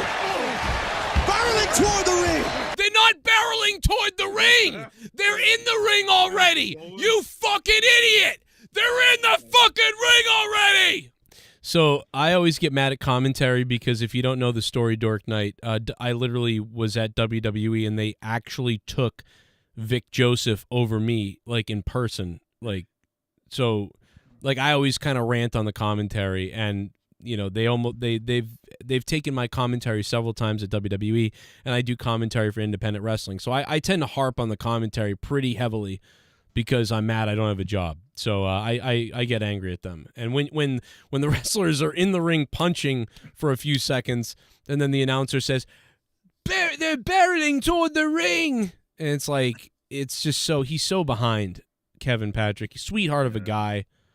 Should not be the main announcer on Raw, nor does he act like he is. He should do what Tom Phillips does and interview the people. He should just interview people, yes, and do the pre-show stuff. He's good at that. I like him in that role. Yeah. Rojas, give me your closing thoughts here, or whatever we missed that you want to talk about as far as this big full Nelson, as far as Elimination Chamber tonight, which looked like SmackDown. It did kind of look like SmackDown, but I like the blue color. So yeah, the mixed tag team match was really good. Didn't overstay its welcome. Beth, she looked really good in the ring tonight, and she was in the ring for a long time. I think like longer than Edge. Yeah, she looked good. I mean, for having kids and being older now, like some of the other women, they come in and she is in great shape. She's fire. Didn't she botch? Didn't she botch her move though? She did. She did actually have a couple botches. I was gonna like. She looked good. And Yeah, like, No, but you know what I though? remember saying it was ring rust because like what, Compared to the women in the Elimination Chamber, that fucking match, by the way, was so sluggish and terrible. What did you not like? What? Wow, you did not like the women. It was really sluggish. Like it's like Really? Nikki Cross took 15 seconds to run across the ring. Like it was, and fucking Oscar, Yeah, Oscar doing it. Nikki Cross Hey, look, is small. Okay. you guys don't Fuck out of me not seeing who's talking. I have no idea who's talking because I've never been here before. Right. So There's a lot of You people gotta look talking. at And the most of Discord. them are Whoever special. You gotta wait. whoever said the Nikki Cross thing, respectfully, you're fucking nitpicking, man. Don't be Doomcock. Come on, like really, you're gonna. Why is that a nitpick though? That the match was. Why is it a nitpick that the match was boring and wasn't interesting? No, there was a lot of awesome shit that happened in that match. You got you get like, shit. A lot of the stuff with Natty. Yeah, like, that sounds like an awesome thing. Yeah, Carmella's tits. Natty There did you go. something. Well, I do think that Carmella's like she did look good. That's what I got out of it. No, but no, Yeah, I here's the liked thing. Carmella's song. I wanted her to take it down. I wanted her to fucking. You guys are terrible. No. Was First of all, anyone worried that Rhea she's would have got she's injured? like plastic. She's a Barbie doll. You know who's got the best breast in all of WWE? And it's Rhea Rhea Ripley. Rhea Otis. Ripley. You're gonna say Rhea like does, Nia yeah. Jax or something with your fucking Rhea like. no, I love Rhea Nia Ripley. Jax. Bronson Reed. Rhea Ripley because they are real. And I know they're real because they look just like one of my ex-wife's sets. And they're real. right Okay? now, Totally real. I don't know why I like Carmella. I know she's like plastic. I don't know why, but I just Because something. she's originally from Massachusetts. Maybe you know? it's because she's got my wife's name, and yeah, she's from Mass here. But I don't know. But I don't know why. Because I know she's just I wouldn't want to marry her. But I just couldn't stop looking at her. Like she got her tongue out and she's whatever around the ring.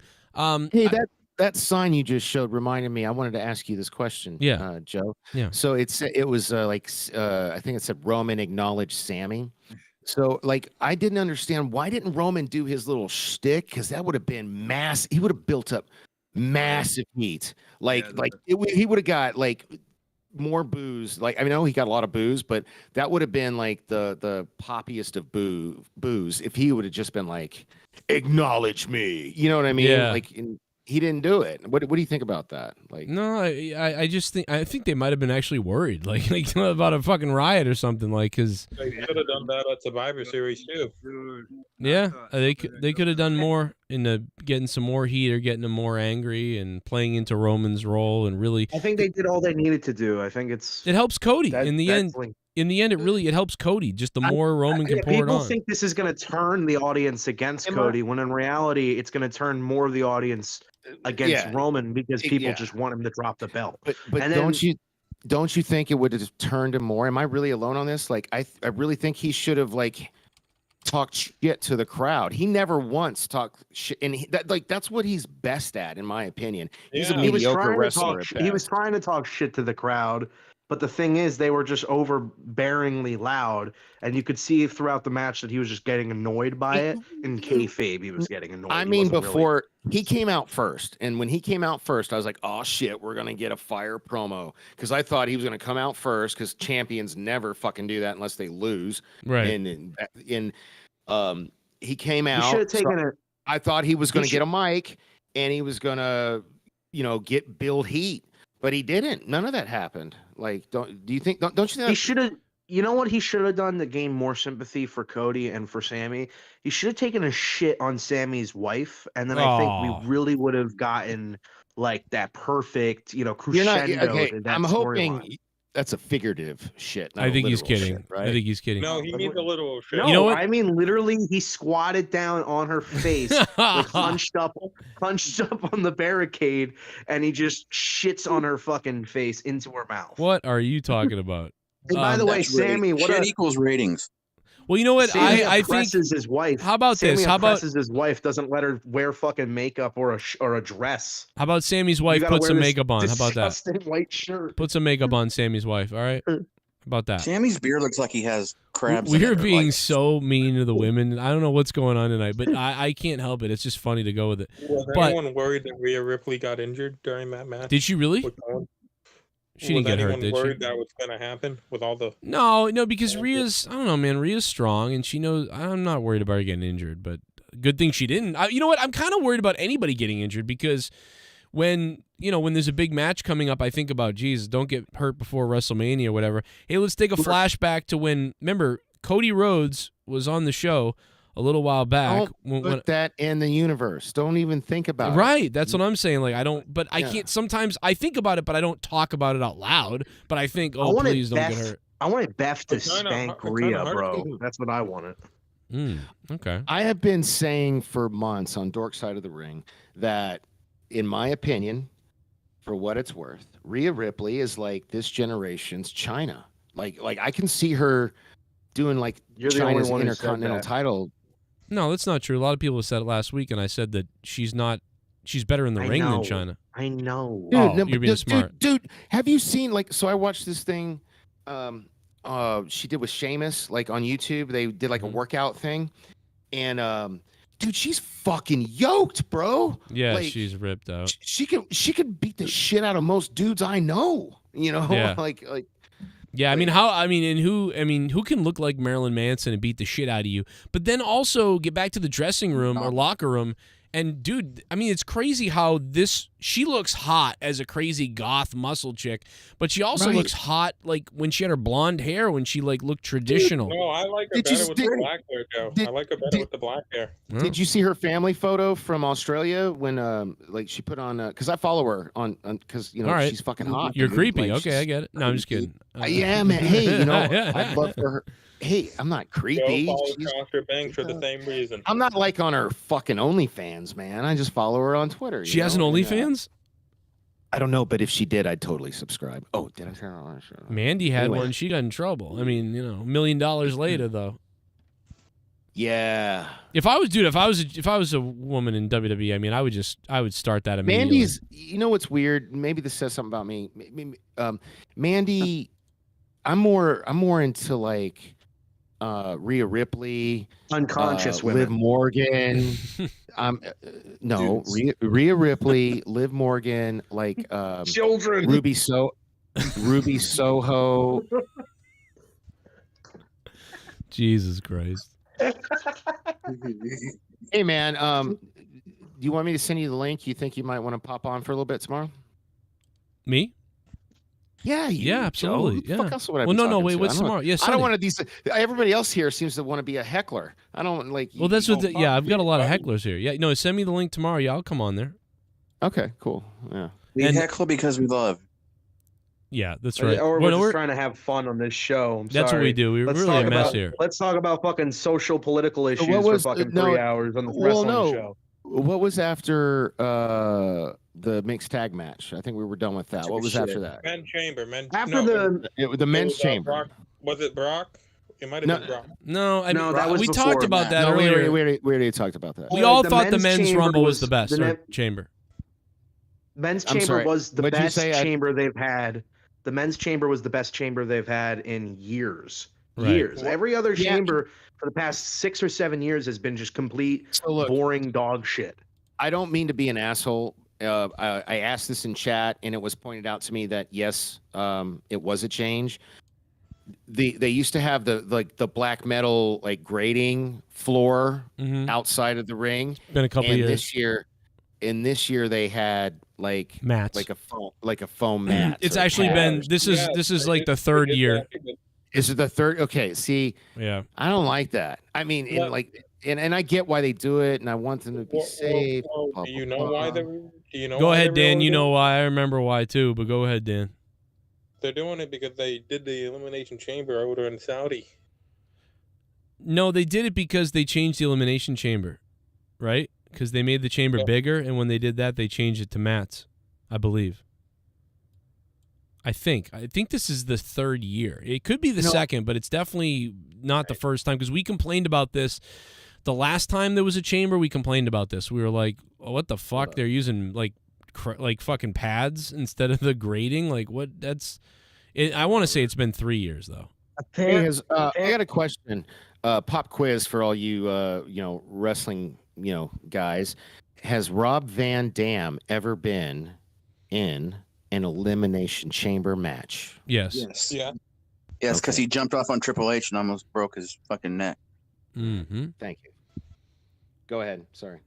That wasn't as difficult as I thought it was going to be.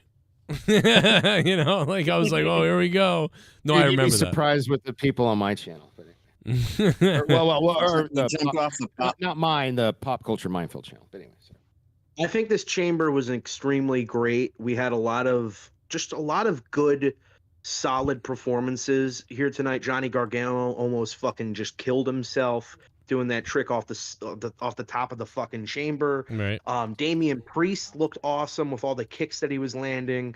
Montez, he did way too many suckets, but you could tell that it was probably more out of the fact that he was so excited to be in that position, because that's probably the And then he biggest tried moment to of his career. do.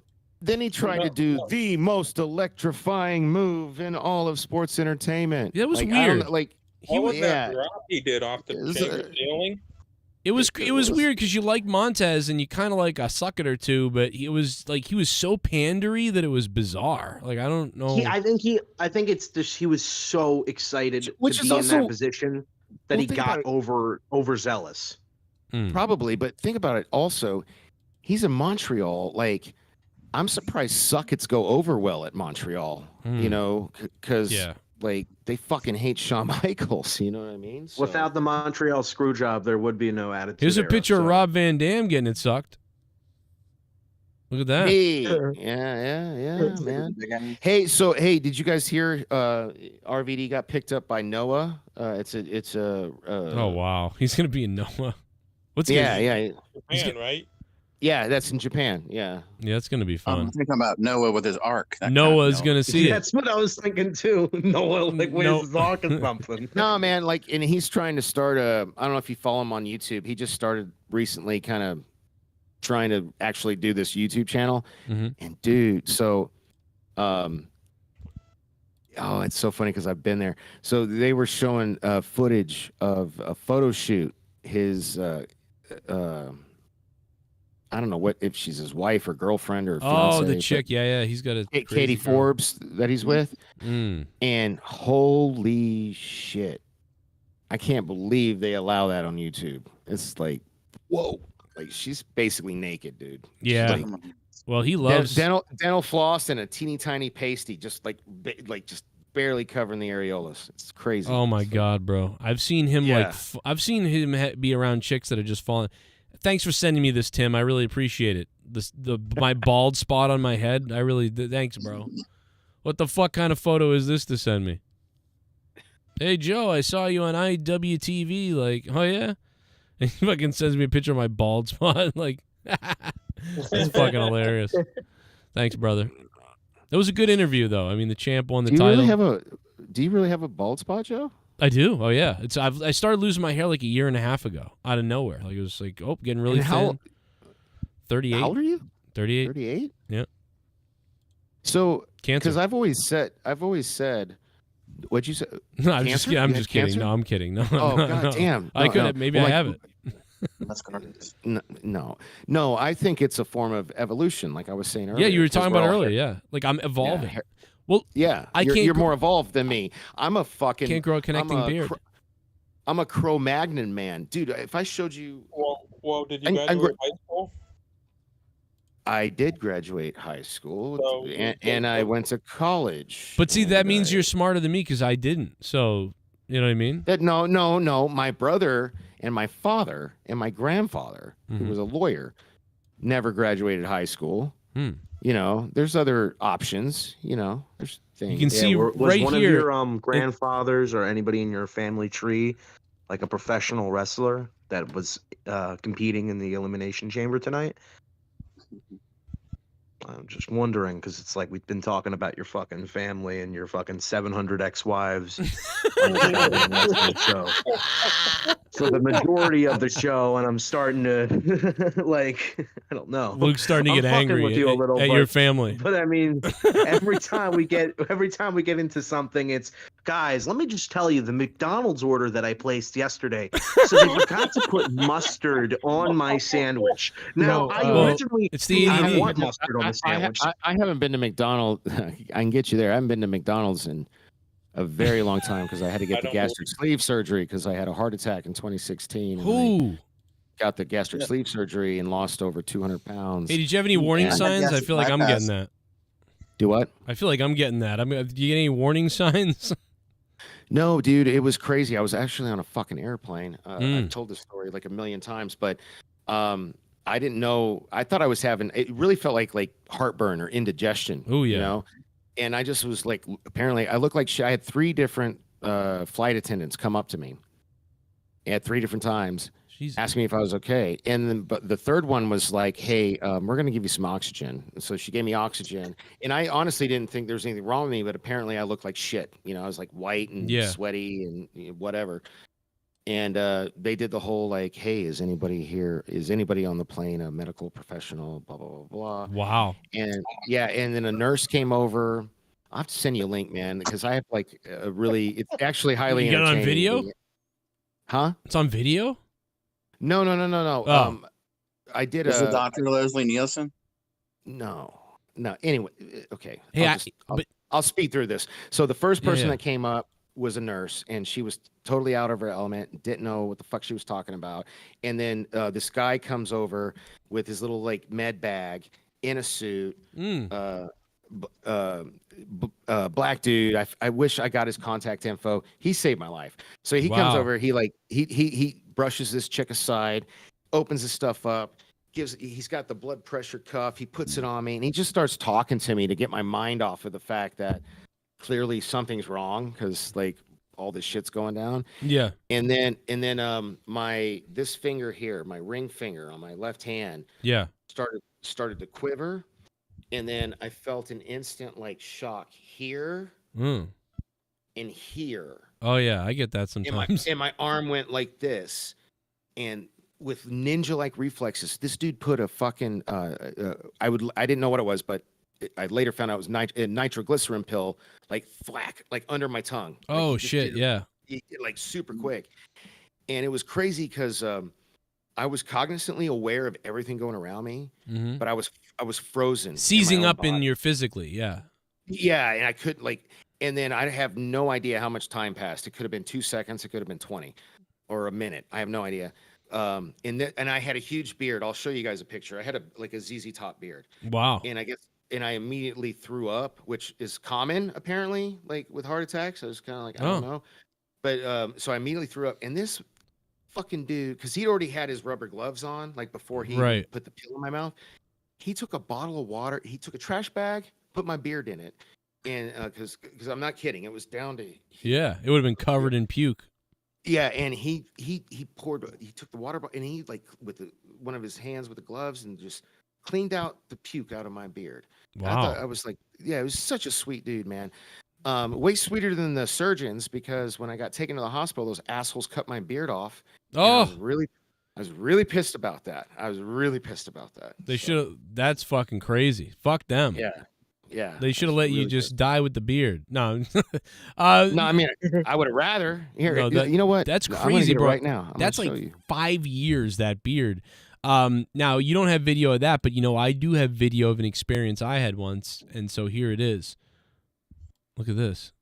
Oh, $. When you get this belt, $. When you get this belt, you're not just gonna get the belt, you're gonna get my cum. And it's come too. Hey, you want this again? Oh, come on, Millie. Jump in, Millie. Oh yeah. Oh, $. When you get this belt. What a great story, though. That was actually pretty cool. And I swear to God, I'm down. I'm gonna have a heart attack soon. I got to start running because I feel like it's gonna come if I don't start getting back in shape. Let's see this beard. Oh yeah, look at that. Not even the longest. Holy shit. Even the longest it was. But oh yeah, you've gotten in better shape too. Yeah. Yeah. No, I told you. Yeah, that's crazy. You look like Troy there. Doesn't he look like Troy kind of? Yeah, he looks like Troy. That's crazy. Dude, everybody used to think I was a biker when I had my long ass beard and I was big, and because I'm all tatted and shit. And like, I mean, for a couple of years I rode a motorcycle, but I'm too fucking old for that now. I don't want to die. Yeah, I'd die on a motorcycle. I wouldn't bother. I can't even drive my car the right way, but I know I got 4 doors around me. So I won't even like. I'll still skateboard occasionally because my son's a big skateboarder because I got him into it. But I ain't doing no fucking tricks. No, you're gonna get hurt. You raised a piece of shit. I'm afraid to break a pinky. Right? And then you spend thousands in the emergency room, the doctors, or whatever. Drewbar 100 has become a member. I'm going to play the donations. Everybody's yelling at me. I forgot all about them, guys. Sorry, I had them paused. I'll let them play. We'll react to them, and we'll see what you guys are saying. But this is... Shit, this was from 2 hours ago. Oh, my God. Shit. Yo, Drewbar, 38 months as a member, straight 38. Thank you, Drewbar, for that, man. I'll let him play. We'll just react to your donations here. You raised a piece of shit. Becky just ruins Seth's vibe. He should dump her. Gargano blows. Michael Cole literally said this is the first time Seth and Johnny have touched. Creepy bastard. Maybe a Bobby and Brock versus Bray and Howdy at Mania. Bray leaves and we get reboot of Husky Harris. I mean, why would you think Gargano sucks? I thought he was great tonight. Wow.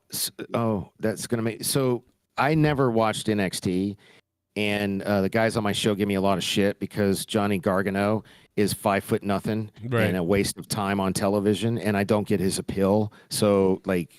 Prove me wrong, bro. Listen, in his element, this is a lot coming from the guy. This is a lot coming from the guy who defended the women's chamber, which may have been one of the worst chambers I've seen in the past fucking 5-6 years. But man, whatever, dude. That crowd, nothing on this show was bad simply because of that crowd. You know what was bad tonight? The camera. That chamber was ass though. The women's chamber. Gargano was great in NXT because he had the matches he could have, but in the main roster he just feels like a little wrestler. weirdo. I don't care what you're saying.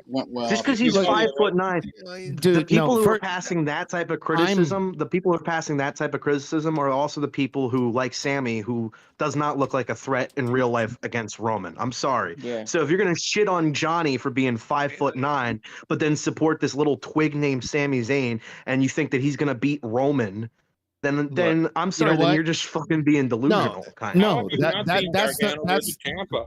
That's the magic and the power of storytelling and wrestling. So the reason I can buy into Sammy, who's scrawny as fuck and really in real life wouldn't have any, hope in hell of beating somebody, Roman Reigns looks like a fucking Greek god, chiseled out of fucking marble, but. Yeah. The story they've told, I can suspend disbelief enough, just like watching a Marvel movie. I know a man can't fucking fly or shoot webs out of his fucking wrist, but I can suspend disbelief enough to be entertained, and that's what this is. It's entertainment. Like that. That's why I get so pissed at people when like, oh, it's fake, don't you? Like when people try to shit on me for liking wrestling, and I'm like, oh. The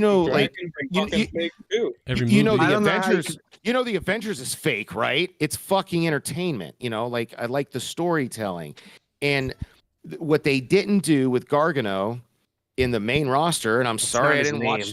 It's not Gargano. That sounds like some sort of cheese. He should be Gargamel. It sounds like oregano. You're talking about the villain from the Smurfs. Look. Gargano. It's tomato. Yeah. I don't like this guy. I don't give 2 squirts of monkey piss about him. I'm gonna. Well, you don't like him because he hasn't been in any major storylines. I'm gonna call him midget. He hasn't done shit. Exactly, but what has he done? He hasn't done shit yet. He hasn't been booked in any major storylines yet. They gave him a lot of speaking time on Raw, and I remember just being like, I don't think this is good.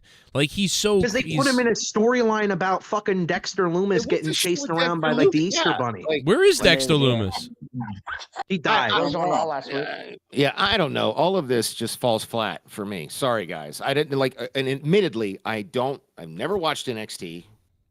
At all, so I don't know. So let me just tell you real quick. I'm surprised you said NXT right and weren't like next. What you got to understand about NXT is they had about I want to say 25 amazing pay-per-views almost in a row. Like the period of NXT for about those were called takeovers, right? The takeovers. I had friends. Yeah, yes. I had friends tell me like rave so about good. It, and but they were the best thing going, man, at that time. And Gargano had great matches and stuff like that. But I never So it's Gargano? But Gargano, yeah. But outside of that time for him, like he's not anything really but a small guy who's pretty good in the ring. You know what I mean? But other than that, no. But in NXT, it was so good because the fans were into everything. And they were screaming and yelling and they loved everything. So when the wrestling was fun and good and over the top and good storytelling, it was always that much better because the crowd was always into it. So Gargano felt like Joe, megastar. You're making it seem like Gargano is just this lucky guy who got over in NXT and will never get over ever. No. He had great matches. That's why he got over. He had a good character. That's why he got over. He just hasn't had the chance really yet to shine on Raw because he's been in storylines. He didn't have a good character. Asshole. He had good storylines, but he didn't really have a good character. Go ahead, He Dork. always had Ciampa either to fight or as tag team partner. But either way, he still had a great match. He still had great matches, and he had a great performance here tonight. And he almost fucking killed himself off that fucking chamber pod. But I guess since he's 5'9", then he's never going to do anything. No, I thought he was business good ever. tonight. Oh, you know what? Let me respond to that. F you, man. They showed it from so many different angles. He was very well protected by Damien. He was very Damian Priest caught him. Go back and watch it. Damian Priest caught him perfectly. He was just selling, which is his job. That's what he was doing. Damian Priest, like there's an angle they show. It's like a side angle where Damian Priest catches him perfectly. Then if that's the case, then I bought that he got injured, which makes him even better because he sold his fucking spot.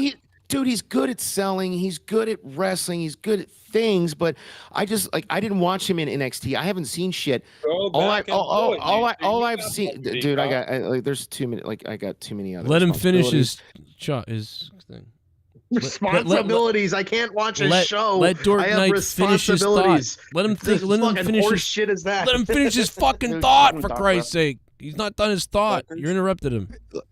His thought has been 3 hours on the podcast. I'm sorry.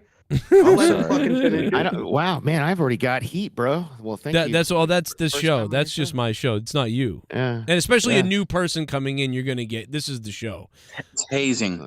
Yeah, we haze the fuck out of people. Let me tell you something, brother. I already forgot my fucking point. I already forgot it. So move on. You succeeded.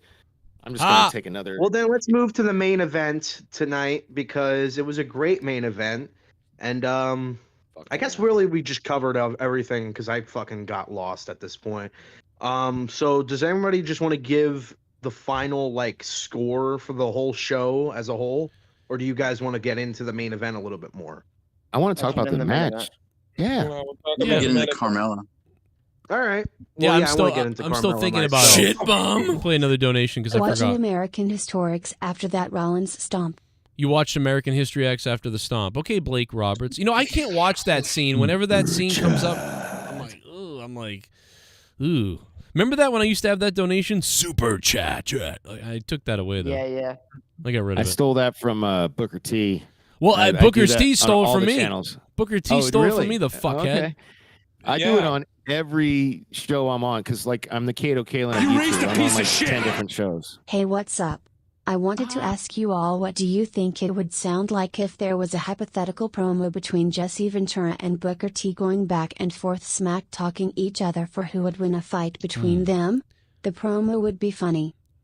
Man, let me tell you something. Man, Jesse Ventura, you a fucking old white cracker ass motherfucker. Don't tell me that, you little son of a bitch. Back in the day, I'd have someone like you running down the store to buy my shoes. How about that? Did you know 9/11 was an inside job? Did you know that? You want me to polish your shoe? You want me to polish? Hold up, please, hold up. I hate that there's no fucking. I can't see you guys. Who the fuck did that, Jesse Ventura? That was gold. That was so good. I'll tell you. Here's the thing, the government's gonna murder me soon because 9/11 was an inside job. It's me, Dork Knight. Don't you understand? It's Joe. Joe. Don't you understand? Here's the thing. I used to sleep with lesbians just for the fun of it. Vince McMahon would come into the back locker room and he would massage my breasts. Sorry. Man, that's a bunch of bullshit, man. I've never heard anybody do a Jesse Ventura that good before. Luke, do yours. I never have. Luke, do your Jesse. You got Jesse. Who? Luke's got one too. Well, don't you realize that it's a lie? This whole conspiracy. No offense. His was way better. Oh. I think Joe's is better. Yeah. Joe's is a bit better. Yeah, but yours cracks. Yours just cracks me out the way you. Oh wait a minute! Look who's here. Oh wait a minute! We know something. You know, the best there is, the best there was, and I'm the damn best there ever will be. And the fact of the matter is, if my brother Owen was alive right now, he'd come back to life and he'd kill Ryback. And in Montreal, I'm really, hey man, that's I don't even know who that Bart is. I don't know why he's always talking shit about hold me. up. That's really Joe. Was that you again? Yes. Fuck, man, why do you keep turning your camera off? That's one of the best Bret Harts I've ever heard. I'll give him the Stone Cold. And I don't know. Well, I know a lot. I know a lot of people that can. A lot of people can do Stone Cold. Let me tell you something, son. Anyway, no. Bret Hart. I know we've only known each other a week. Bret Hart's my goat. Bret Hart's my all-time favorite. He's who I grew up on. I have his book over there. I've read it twice. I read it to my oldest son the first time. I have the only. Wait a minute.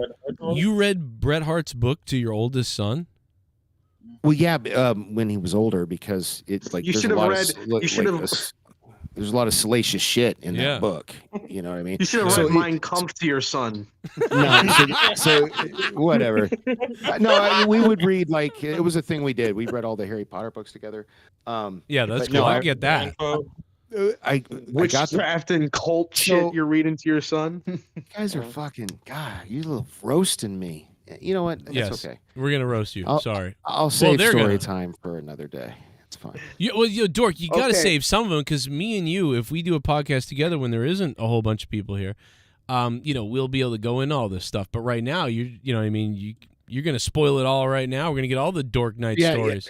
Yeah. So that's why I'm going to simmer down. Yeah, I'm good. Dork Knight's autobiography, just like bunch of rambling pages. Dork's going to be like, I was on Joe's show. They're all just a bunch of rude people who talk over all your shit. That's what happens on Joe's show. And he's going to be like, all right, well, I guess I'll just do it. Yeah, Macho Man. Here's the thing. Here's another thing, Dork Knight. I drugged Miss Elizabeth up several times, yeah. And then I slid a finger in, I slid a finger out, and I did it all to Elizabeth. And the cream always rises to the top. Elizabeth, I said, call me the Macho King, yeah. And she did. And then I bit into a Slim Jim, and all right, Macho Man. You are so good at this shit, bro. Jesus Christ. Well, I almost said something fucking insane again. Holy shit, man. But the fact of the matter is, I'm looking in the eyes of Bret the Hitman Hart, and I've just had about enough. You see, when Stone Cold Steve Austin shows up to Raw, the first thing I'm going to do this Monday night is I'm going to put my foot up your ass. Well, Is this Joe? Joe, what do you Here's think the Stone thing. Cold thinks Stone about? Cold. What do you think Stone Cold thinks about Ryback? Steve Austin, this Monday night, you're going to be in Monday Night Raw, and Bret the Hitman Hart's going to be there as well. I just want to know, can you contain yourself before the Royal Rumble? There ain't no chance in hell that Stone Cold is going to contain himself. I'm going to pop off like the meanest son of a bitch that Bret Hart ever saw. Hell, I ain't done. When I get done, Bret Hitman Hart, look into my damn eyes. Because, Bret, when I get done whooping your ass, I'm heading to the stands, and I'm going to drop Stu on his ass. I'm going to drop Helen on her ass, too. Your whole damn family is going to catch a Stone Cold Stunner. Because Austin 316 says I just whooped the Hart family's ass. Well, there you have it, Stone Cold Steve Austin this Monday night in Montreal. Jake Roberts. There you go. Now do Biff Daddy. You're maybe pull another muscle. Well, I don't believe it. Did you hear what he said, King? Well, later on tonight we've got the Johnson Boys versus Biff Daddy and Willie O'Brien. Well, we heard from Stone Cold Steve Austin. I'm Vince McMahon. More Monday Night Raw when we get back. Holy shit! We're going through the gamut of voices tonight. My God. Joe, was that Jake Roberts. We're Jack- blowing Whoa, Dork whoa, Knight's whoa. mind. Who just did Vince? Who was that? That was me. Who do you think it was? Who the fuck is me? I can't see. It's me. I'm Vince. Oh, I'm Vince McMahon. Don't you know that? damn. Like I can do them all. Bro, okay, we got to talk off air. Okay. I know exactly what you're gonna say. Yes, I can do. I can do females' voices while you stroke yourself, and it's like No. $50. Oh no. If you think that's funny, you should hear his impression on Picard. Do a Picard speech. Oh right my now. god, No, dude. he flipped us off. The Picard voice. The line must be drawn here. This far.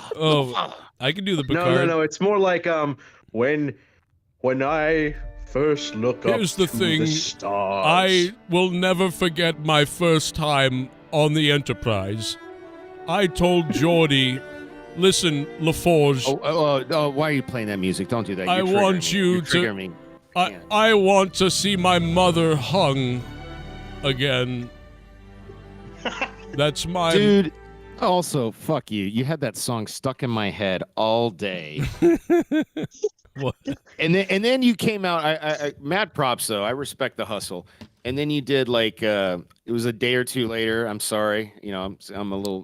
The Hang Yourself song. Can you believe Terry Metalis liked that and stuff? I was like, what the fuck, bro? This shit, awesome, dude. Dude, he was sending it to people and people were DMing me. And you did no one hanged themselves. But then you did the follow up, which Yes. was so It wasn't as good, but it was funny that I did it. But dude, he got it. He was DMing me. I need another one or something, and I'm like, what the fuck? The showrunner from Star Trek is DMing me that's funny. But Fuck that's Joe, great.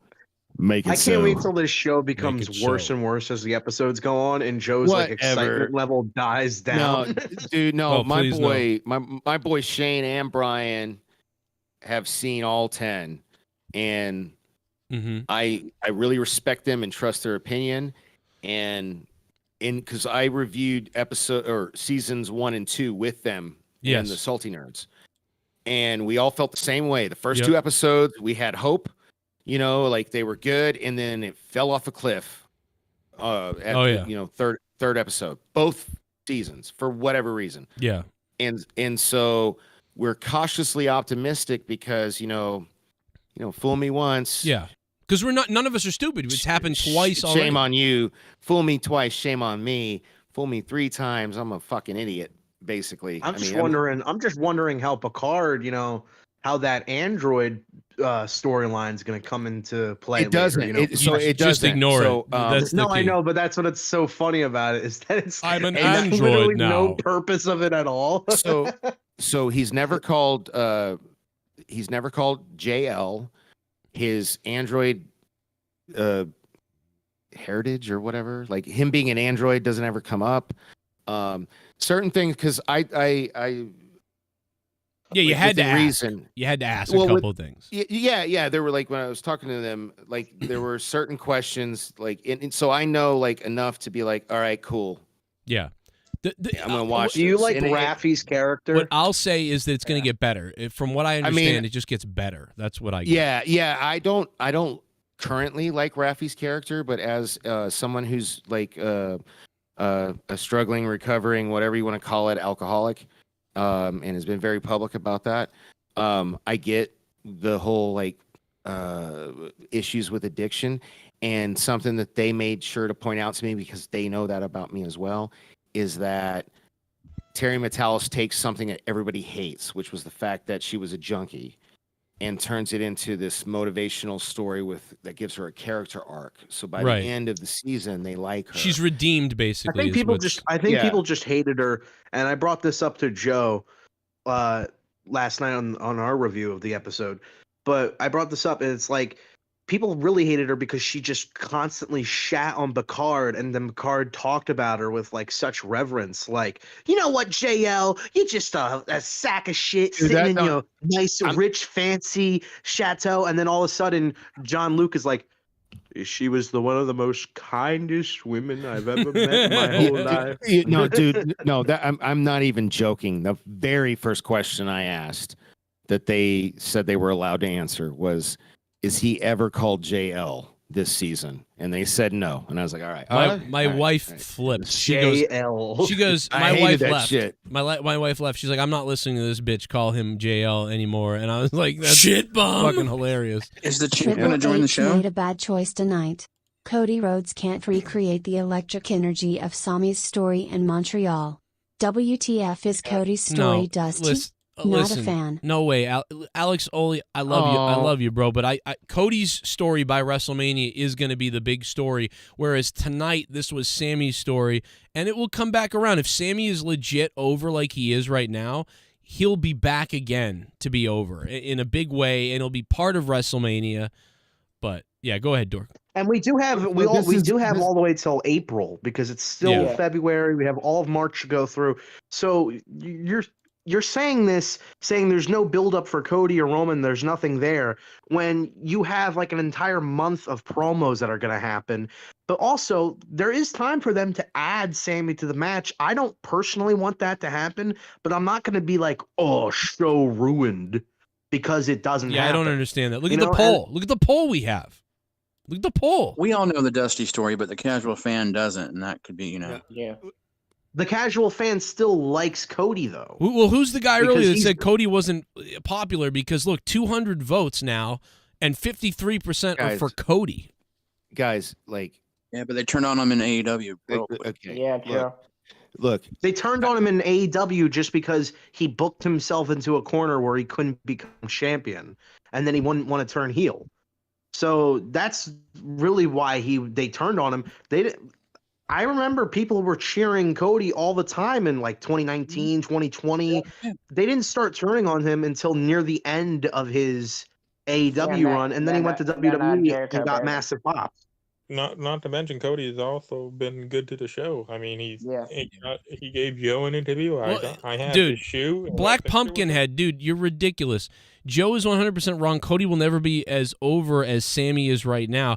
Well, Sami is only over right now because he was in his hometown tonight for the biggest match of his life during the, you know what I mean? Like, what?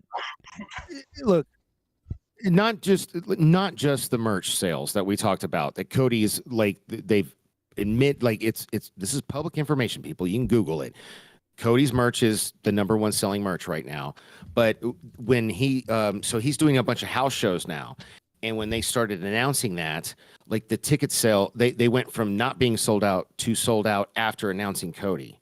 And they're in Wrestling Observer has reported on that. So like there's empirical data that proves that Cody Rhodes is a needle mover.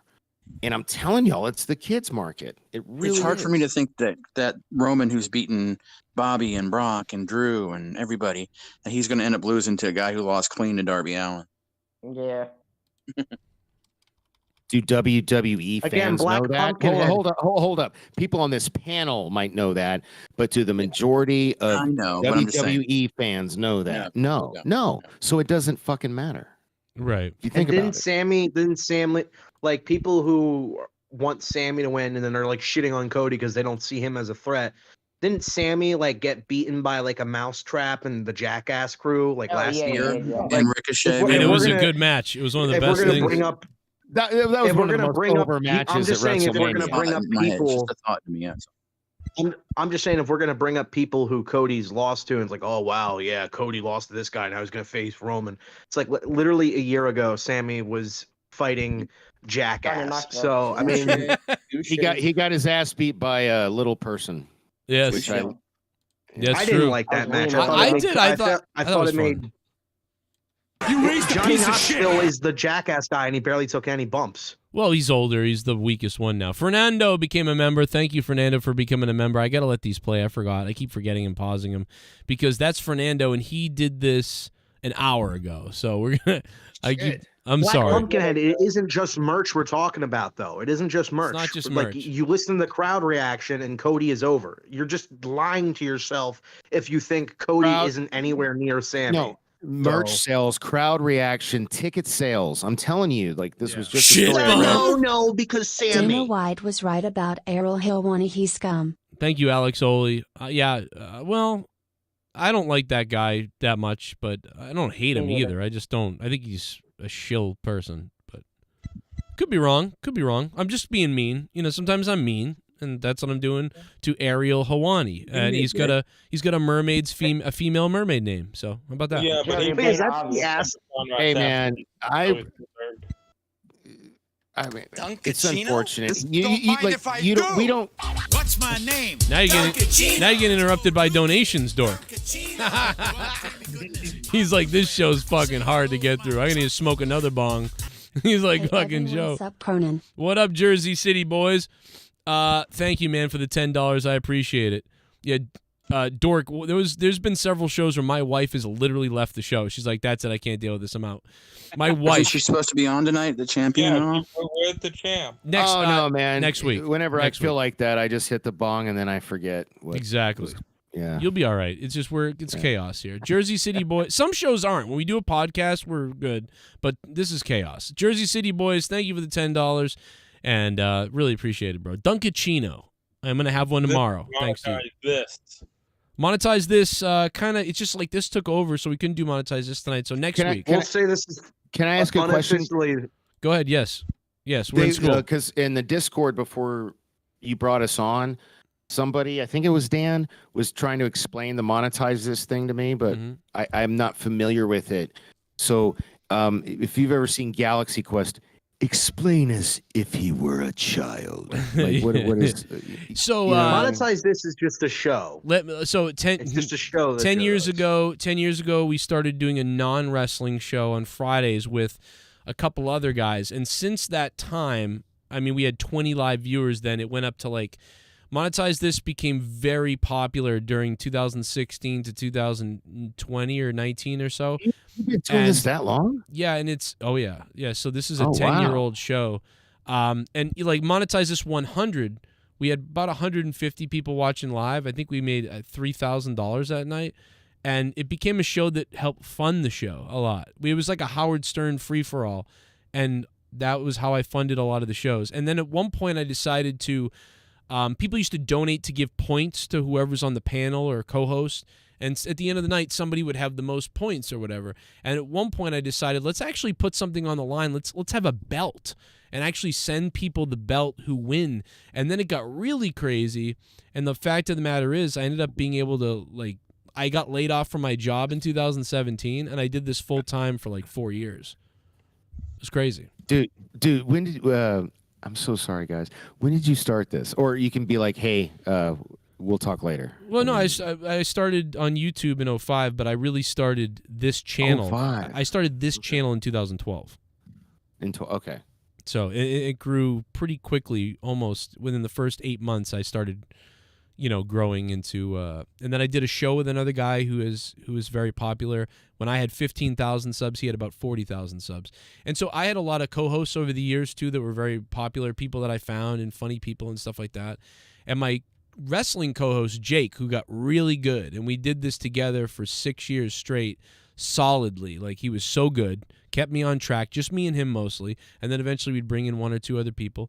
But he got sick around October last year, about a year ago now. I'm sorry to hear that. Yeah, so he's in the hospital a lot and deals with stuff, so he hasn't been on the show in a bit. Shit. You would have loved that because me and him in the wrestling banter, we did really whatever. But so recently, well, hey man, if you ever want to send me, if you don't mind, because like I don't know if you have like a greatest hits reel or something you could send me, but yeah, I'll check it out if you send me a link. I would say just browse around, but I'll send you some clips and stuff like that. But yeah, if you browse around, and I have all these different formatted shows. So it'd be like Out of Nowhere was the wrestling podcast we would do on Wednesdays just for random news. And we would be live after every WWE show. And we would do Monetize this, and then the Patreon got big. I had like 450 patrons at one point. We did a show called Corrupted where we didn't do donations, didn't do interruptions. We just did a 1 to 2 hour show with a couple of the funnier people that I ever had on the show. And so I really expanded my show. And recently my show's died down quite a bit to more where it was in 2015 or 16. And so I've been more solo recently a lot. Why do you think that is? Well, there's a lot of reasons. Wrestling died down. A lot of people had to go back to their real jobs and stuff and couldn't be a co-host anymore. Well, yeah, but like that's a 20. Are you still there? Yeah, I'm still here. What happened? Oh, okay. I heard some weird noise. Sorry. That was Rojas blowing his brains out. No. I wish. I fucking wish. Can we talk about this main event ever? No, I love it. I love it. Let's get to the main event. Then me and Dork, we'll talk more, man. I'll we'll let talk you. later. You like Jake? He was fat like me and you. It's exciting. No, listen, he's be. just getting here. It was 10. Dude, this you can make. I think you can make a movie on my show. I think you should and this explain community. everything that, like, I think you should explain how videos work and podcasts work and like the fundamentals to them. Because I think that's really as if your life was epic. Okay. No, go ahead, Ross. What do you want to start with the main event here? I mean, we talked about the intros. Event, the intros are weird, right? Champion comes out second. Yeah, That's weird. Like, no, I think this first. I think it worked because they said during the entrance, they said, you know, it's not usual for the champion to come out first, but it looks like Roman wants Sammy to be reminded that he's walking into a lion's den here tonight. They said that, but that's why that's why I was pissed that he didn't do his shtick on the mic, because I thought that would have built up even more heat, because there's no way, like, if he says acknowledge me, they're all gonna boo him in like the biggest, like, is boo pop a thing? I don't know, like it'd be the gnarliest, loudest, like, boo. And they didn't do that. He didn't get on the mic, and that, like, I felt that was a wasted opportunity. I brought that up earlier. You know, it'd be funny if he just said, "Yo, Canada," or whatever, Montreal, speak English. Like, I don't know. Like, that would have they would have flipped the fuck out. Anything. He should have got on the mic. Yeah. I think they were trying to build the storyline that Roman, while yes, he's pretending that the cheers don't get to him. He's like, yeah, whatever. You guys got anything new? In reality, though, for the Roman character, this is getting to him. The fact that the fans are not on his side anymore and they're turning on him. And you can tell through his facial reactions where he's like, where they're saying Roman sucks. He's starting to get slowly more pissed off. And by the middle of the match, he's way more frustrated than he was because of the fans. Who's You gotta talking? talk about Jey Uso. No, That's Luke. No, who just said that That's whole Luke. thing? Please, That's Luke. Luke Rojas. Okay. Yeah. Luke, 100% agree with you, man. Like, yeah. Sorry. Luke. That's why he didn't speak at the beginning, because then it would have made it seem like he's more confident, and you're really trying to sell the idea that Roman could be out of his element and could make a mistake and lose tonight. Maybe it's because I'm old and resistant to change, but there are way better ways to do this. I cannot tell who's talking when they're talking, and it's driving me nuts. And like, I'm trying to figure it out. It's Discord. So when you go onto Discord, and then you have to wait until you see somebody's name like light up green or whatever. And once that lights up green, Luke. Yeah, I'm speaking right now. I see it. Okay. There you And go. now I'm speaking. And that was Dan. Yes. There you go. Yeah. And that was Joe. All right. I thank you. It's on the yeah. Yeah, you do a lot of I should really have gotten into StreamYards because I really don't use it much. Chris but J. I love Chris J just said- StreamYards is so much better, dude. Yeah. Chris J just said, if it sounds annoying, it's Luke. If it sounds retarded, it's Dan Kennedy. Oh my God, bro. I know this guy's been shitting on me in the chat all night, but that one was funny. I want to say. Oh shit! As good as for the phone. Garguts is here. Garguts, your mic is fucked though, bro. Hey, Mr. Garguts, what's Doctor. up, sexy pants? I'm gonna stuff my ass. Listen, I want to say thanks to Maxime. Maxime was in the crowd tonight with the Joe Cronin show sign, but we didn't see it, so nobody saw it. So I just want to say thanks for bringing it, man. That was about the. If it had gotten on TV, that would have been about the 50th Joe Cronin sign on TV. Nothing better than the WrestleMania one, though. Appreciate it. Sorry, it didn't make it on TV, but I know you brought it. Thank you. Appreciate it. Do you think that big scratch that Sammy got in the match, do you think that was when he was trying to go through the turnbuckles? Yes, 100%. That's exactly when it happened. It could have been way worse, too. That could have ripped him up a lot worse. Yeah. I don't understand why he did that spot, but no. He's done it. I don't like that spot. He's been doing it for a while, like for his whole career, at least since he got to WWE. And it's hey, just look, man, when you like get age is a motherfucker. That's all I'm gonna say. Yeah. Well, he had No, trouble I'm with just it saying when he I was wouldn't. younger. I wouldn't do that spot at all because it's a Yeah. fucking really risky spot. He Like, shouldn't. unless you're Ricochet, where you're basically Spider-Man. Right. You know, I wouldn't do it. There's too much room for error there. How Right. good is that guy? I'm gonna say, as somebody, I'm not familiar with him other than his WWE stuff. I'm aware he's been in other places. Yeah. And people, I've never do what? Did you watch Lucha Underground? I don't even know what that is. He didn't watch NXT. You think he watched Lucha Underground? Come on.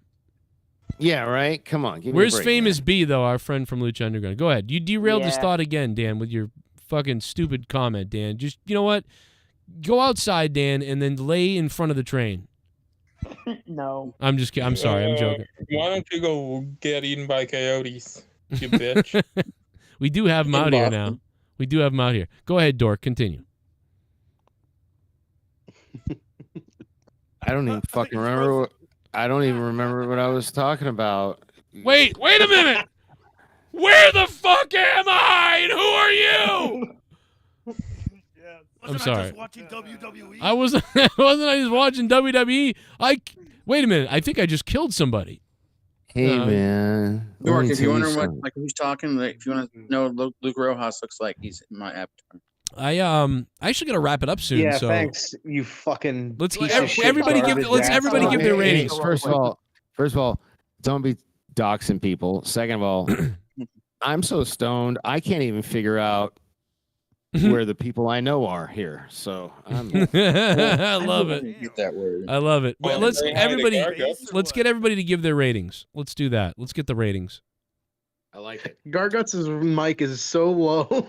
Yeah, I Garguts. have it low. I just don't like to come in hot anymore. No, that's better than coming in hot. I will say that because that doesn't blow Oh my people's god! ears off. Now he sounds like a mild mannered dad. I just don't like to come in does, hot bro. anymore, guys. What? No. Because he's a Mild puss. mannered dad. Shit.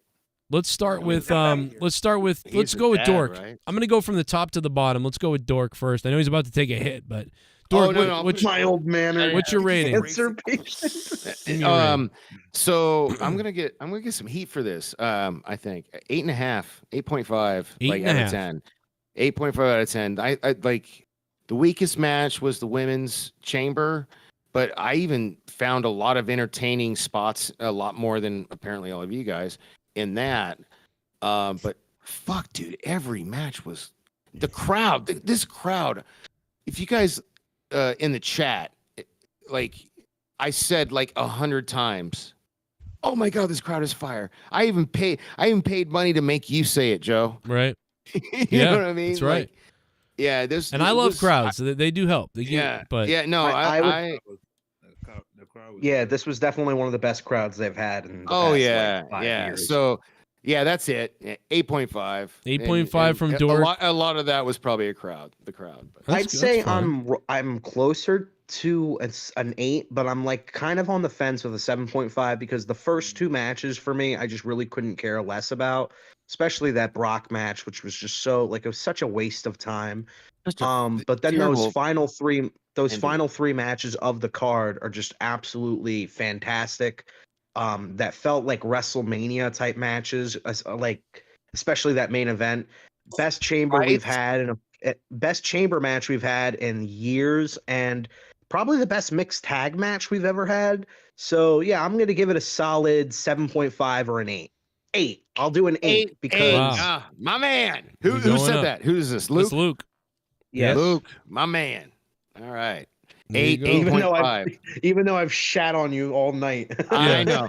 So the average is 8.25 right now between the two. It's okay. Luke's 19 or 20. Eric, go ahead. You're next.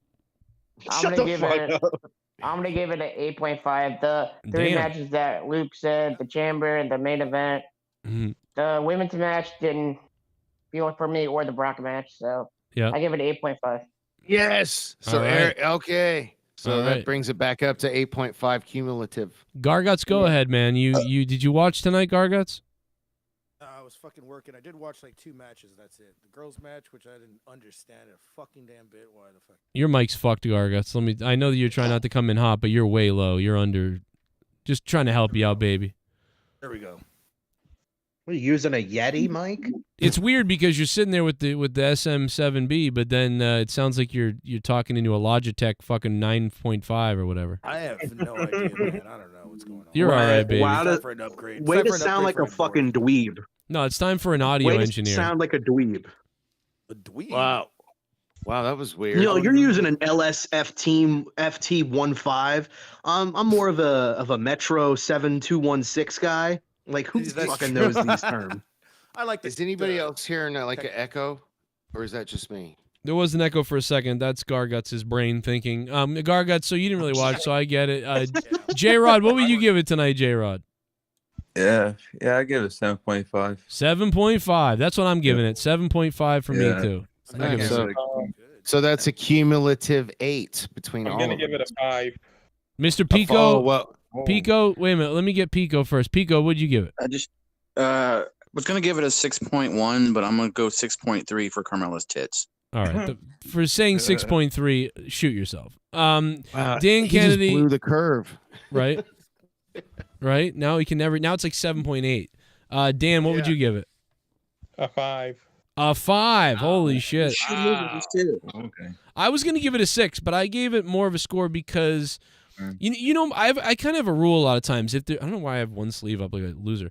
I think that when there's two matches that are really pretty good, like I get pretty happy. And when the crowd is there, you're into a 6-7 category at that point. So I gave it the 7.5. Yeah, So who said 5? Dan. I did. No, J-Rod. J-Rod. The Olympic medalist in our room. Guys, J-Rod gave it a 7.5, I think. Yeah. Who gave it the 5? Who was the one that just gave Dan. Who? Hi. Can you just explain that? He's a candidate. He goes high. I didn't like the women chamber match. I didn't like the Brock match. I didn't really like the Judgment Day match. The only reason I even watched the Judgment You didn't Day like match- the what? Judgment Day match. Judgment Day. Okay. Yeah, no, that was actually one of my the only wrong prediction I had, and I was very disappointed that they did not put the Judgment Day over. I But don't like that they're hurting Rhea momentum. yeah, no, and they need to, like, I swear to Christ, if Rhea does not fucking beat Charlotte, like, that's just retardation. Yeah, you gotta win. Well, so isn't Dan. So anyway, like, let's go ahead and play the donations. I'm sorry, Dan. I'm sorry, Dan. At the press conference, Austin Theory said he's got open challenge Monday. Edge accepted. Explain why Cody's story is better than Sami. It's not at all. At the press Maybe conference, the fact Austin that he Theory- wrestled with a torn pec and came all the way back. Like, again, people just seem to forget about that and act like, oh, whatever, everybody does that. Like, no, you little fucking dweebs. But not only that, that Cody was already, we said this way back then, that Cody is going to come in and be this, like, the guy, and they're going to push him. So not only was he going to be the guy and the guy that gets pushed, and at the time, remember, he was the only interesting thing going on. Sammy didn't have his shit going on. And then the injury added to that story, and then they're building this legacy. So, you know. Exactly. Everybody last year, I hope Cody wins next year, Mania. Now that Cody's given that spot, Cody's just handed everything. Yeah, I isn't hope he? Sammy So wins it's just now. It's like, yeah, what are we going to do? You know, that's the thing I hate about this being split. It can be both things. You know, let Cody finish his story off, and then Sammy can do his thing. Cody's popularity is artificial.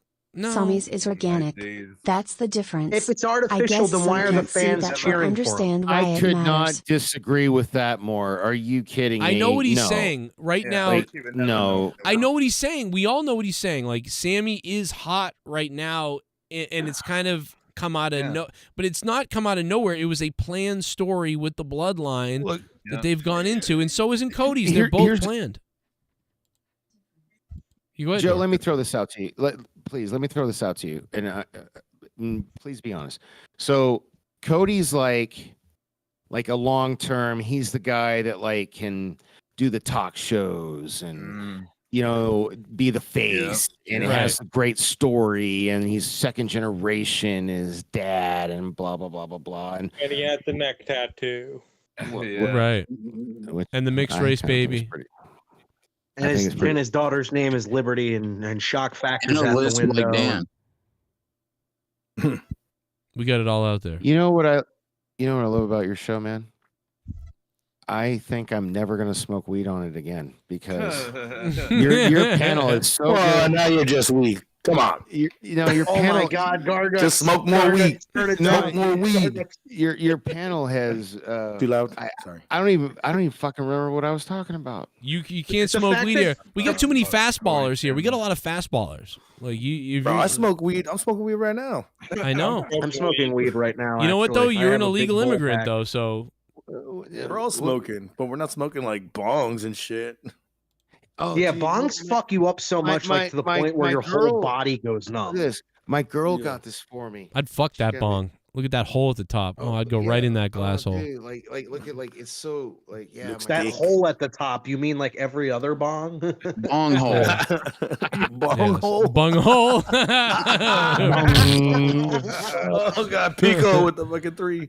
Oh my god, I would literally pay money if somebody could tell me what the fuck I was talking about because you were saying, Cody, Joe, I want your honest opinion on something or other about Cody's a talk show guy. Sammy's just the fucking flavor of the week. There you go. I just summed it up for you. Thank you. There you go. Exactly. He really is, and that's it's why...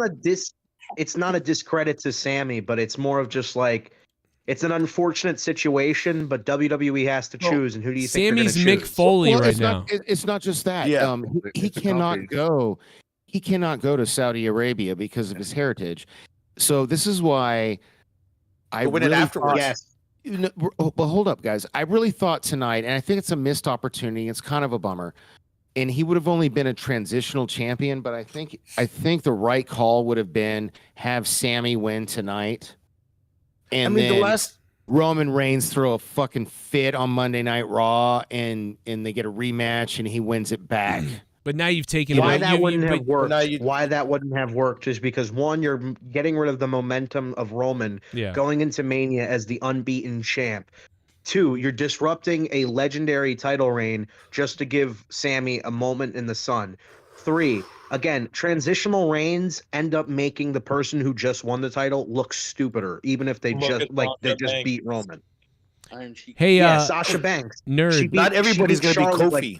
Right. Like I'm saying, you can't have every champion do a Kofi where it's flavor of the week and then it just dies out. Oh yeah, horny guys. Yeah. Do you want to hear my wife say "horny guys" in the chat? Here it is.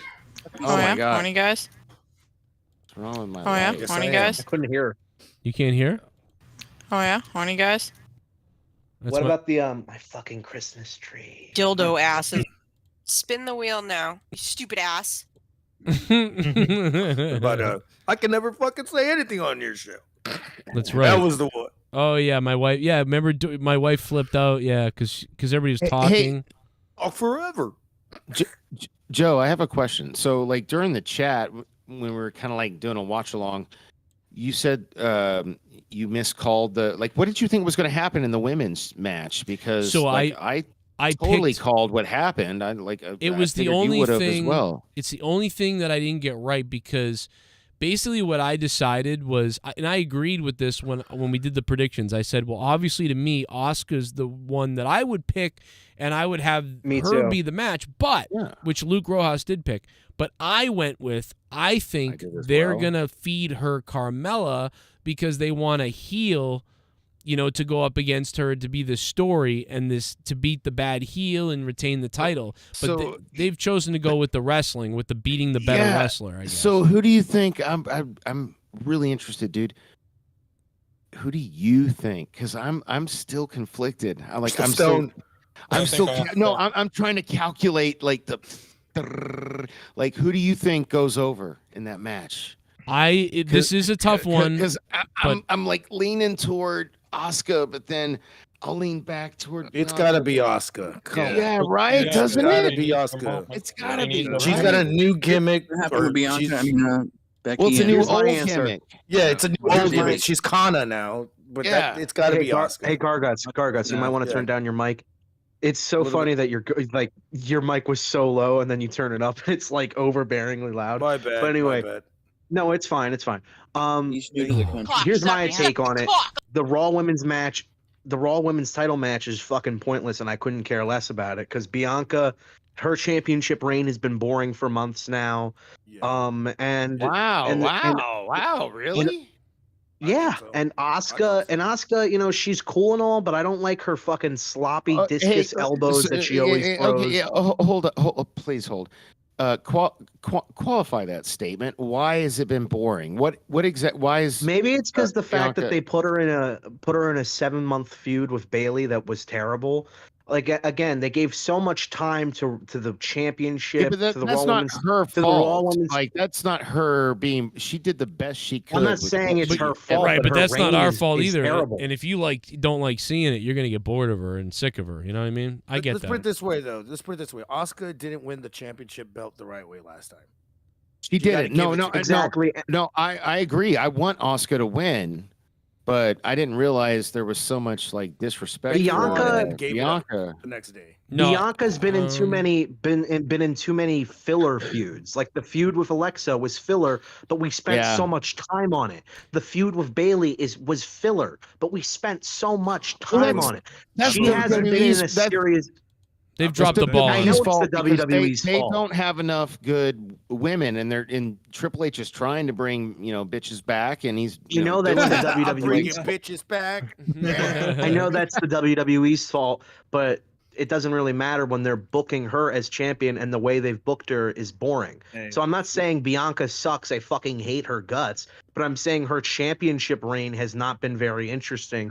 And I think the Bianca's way one to of the freshen it up a little bit, maybe to have her drop the title, but then the person she's dropping the title to is Asuka, and I like Asuka, but she's not very charismatic. Hey, do you guys who's hold up? Who's Black Pumpkin Head? He's being very mean to me in the chat. I He's need to know crazy. if this- You actually He was paid being attention mean to me earlier. He was angry was at me being earlier. mean to me. That's a mistake. You don't pay attention to the chat. Fuck the chat. well, you pay attention to the chat, but don't Well, no, I I'm like serious. to pay attention. I always pay attention. No, I've no, had it's to pay attention because I'm a First mod of all, and I've had to fucking. I'm surprised fight that off a you few like trolls. Bianca because Bianca was in NXT for so much. But no, I Well, like. no, I never saw her in NXT, but like they did her right because when she came to WWE, she was, dude, she was. You kidding me? They really didn't. They there's really something about didn't do Bianca's much with her in NXT. They sort of like one of the best. when she was in NXT. The thing that I said about her in NXT was I was like, she's not the best for NXT, but she's going to be great on the main roster, and that's what I said then. Oh yeah. I think I should clarify what I said when I said Asuka isn't charismatic. I don't mean like in a sense like I like her personality, but in terms of promos, you can't really get much out of Asuka. And I mean, when you're learning English pretty I think she is charismatic though. she's learning it. She's learning it well, but again, it's still.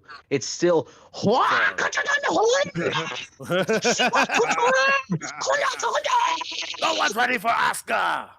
Oh shit. And it's like, yeah, that's a cool personality, but as the That's charismatic as champion fuck. for, like, I don't know, like she was champion. Let's remember when she held the title, she held it for a while too, and Like it was very 264 boring. days or something. Well, it was a very boring title reign. Listen, guys, I got to wrap it up. I really do gotta roll. But Dork, go ahead, man. Finish it. Give me your last take here. Oh well. Oh no. It was just a joke. I was going to ask you to put up a poll, but if you're about to end the show, like that's pointless. Yeah. Well, let me look at the poll that we Yeah. have actually too. By the way, but we'll let me see here. Where is it? 261 votes. People like Cody. Yeah. That's what I get out So of this. maybe you can save this for another show. Who's got a better set of breasts? Ooh, They're my all mom. No, because Rhea Who's got the Ripley's best ass? No, Rhea Ripley's There are you go. not fake. They are not fake. Right. I'm more of an Charlotte. ass man myself, and I love Rhea's ass. How about Rhea's? Yeah, Rhea's ass Rhea's is tits. wild. It's popping All right. out. So like, who's the hottest? I don't know, but like, we need some male objectification. I like you know? Scarlett. I really like Carmella. I love men. Listen, Garguts might be live all night. Garguts Entertainment. He's crazy. Rojas is flipping out on people, and Dan Kennedy's gonna go into Boston naked. Mr. Who am I Pico. flipping out on? I don't know. I'm just making stuff up. Dork, where can people find you, Dork? Oh, I mean, you out said on it a you. few Who the times fuck tonight, but cares? oh, it's not. You don't do the bubbles. At Dork Knight LV 2Ks because I'm a dork. Just don't do 3, and you'll be all right. Night. LV for Las Vegas. Oh, okay. Yeah, it's a play on the dork or the Dark Knight. Yes. So it's 2Ks. But tomorrow, and hopefully you'll swing by on Right. Pop Culture Minefield. So that's www.youtube.com/popcultureminefield. Did you just say www? Are you giving us the URL? Right. He's like /channel/26919. Okay, boomer. Who is this old curmudgeon that's now starting a YouTube channel? Dork is it's poor default. Dork, man. want Oh a man my with the god. old Hey, wait. profile. So the thing. Oh wait a minute, Dork.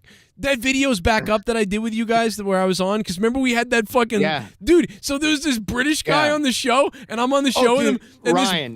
This British guy cuts a promo on WWE like it's a fucking WWE promo. He's like, "It's the worlds colliding," and then after a few minutes, this guy looks like he's 50. He's 20 years old. He's like no, I was dude, fucking. no, he's losing. younger than my oldest son.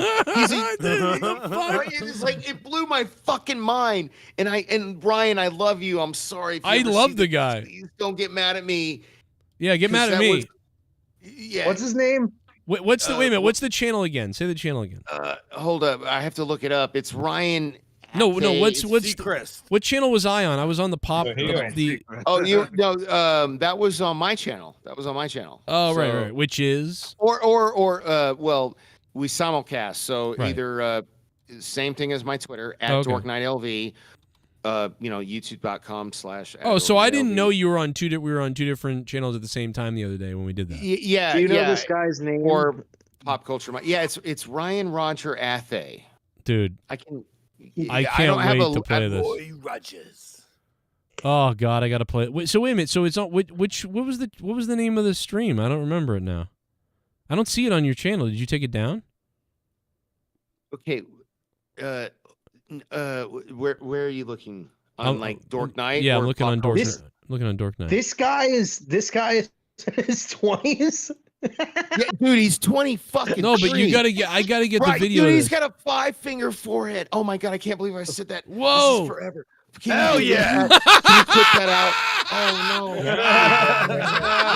Oh, so bad. I gotta see this guy. He's got a 5-finger forehead. Oh wait, this is forever. That's what he said. He said. Dude, no, I feel so terrible. This is beginning to end. Oh my God! You See, forgot that you're they had becoming delete one shit of on the us. internet. You're He's becoming one super- of us. He's cool, man. He's super cool. Becoming one. It's all right. You're becoming one of us. We shit on each other. One of That's what we us. do here. One of us.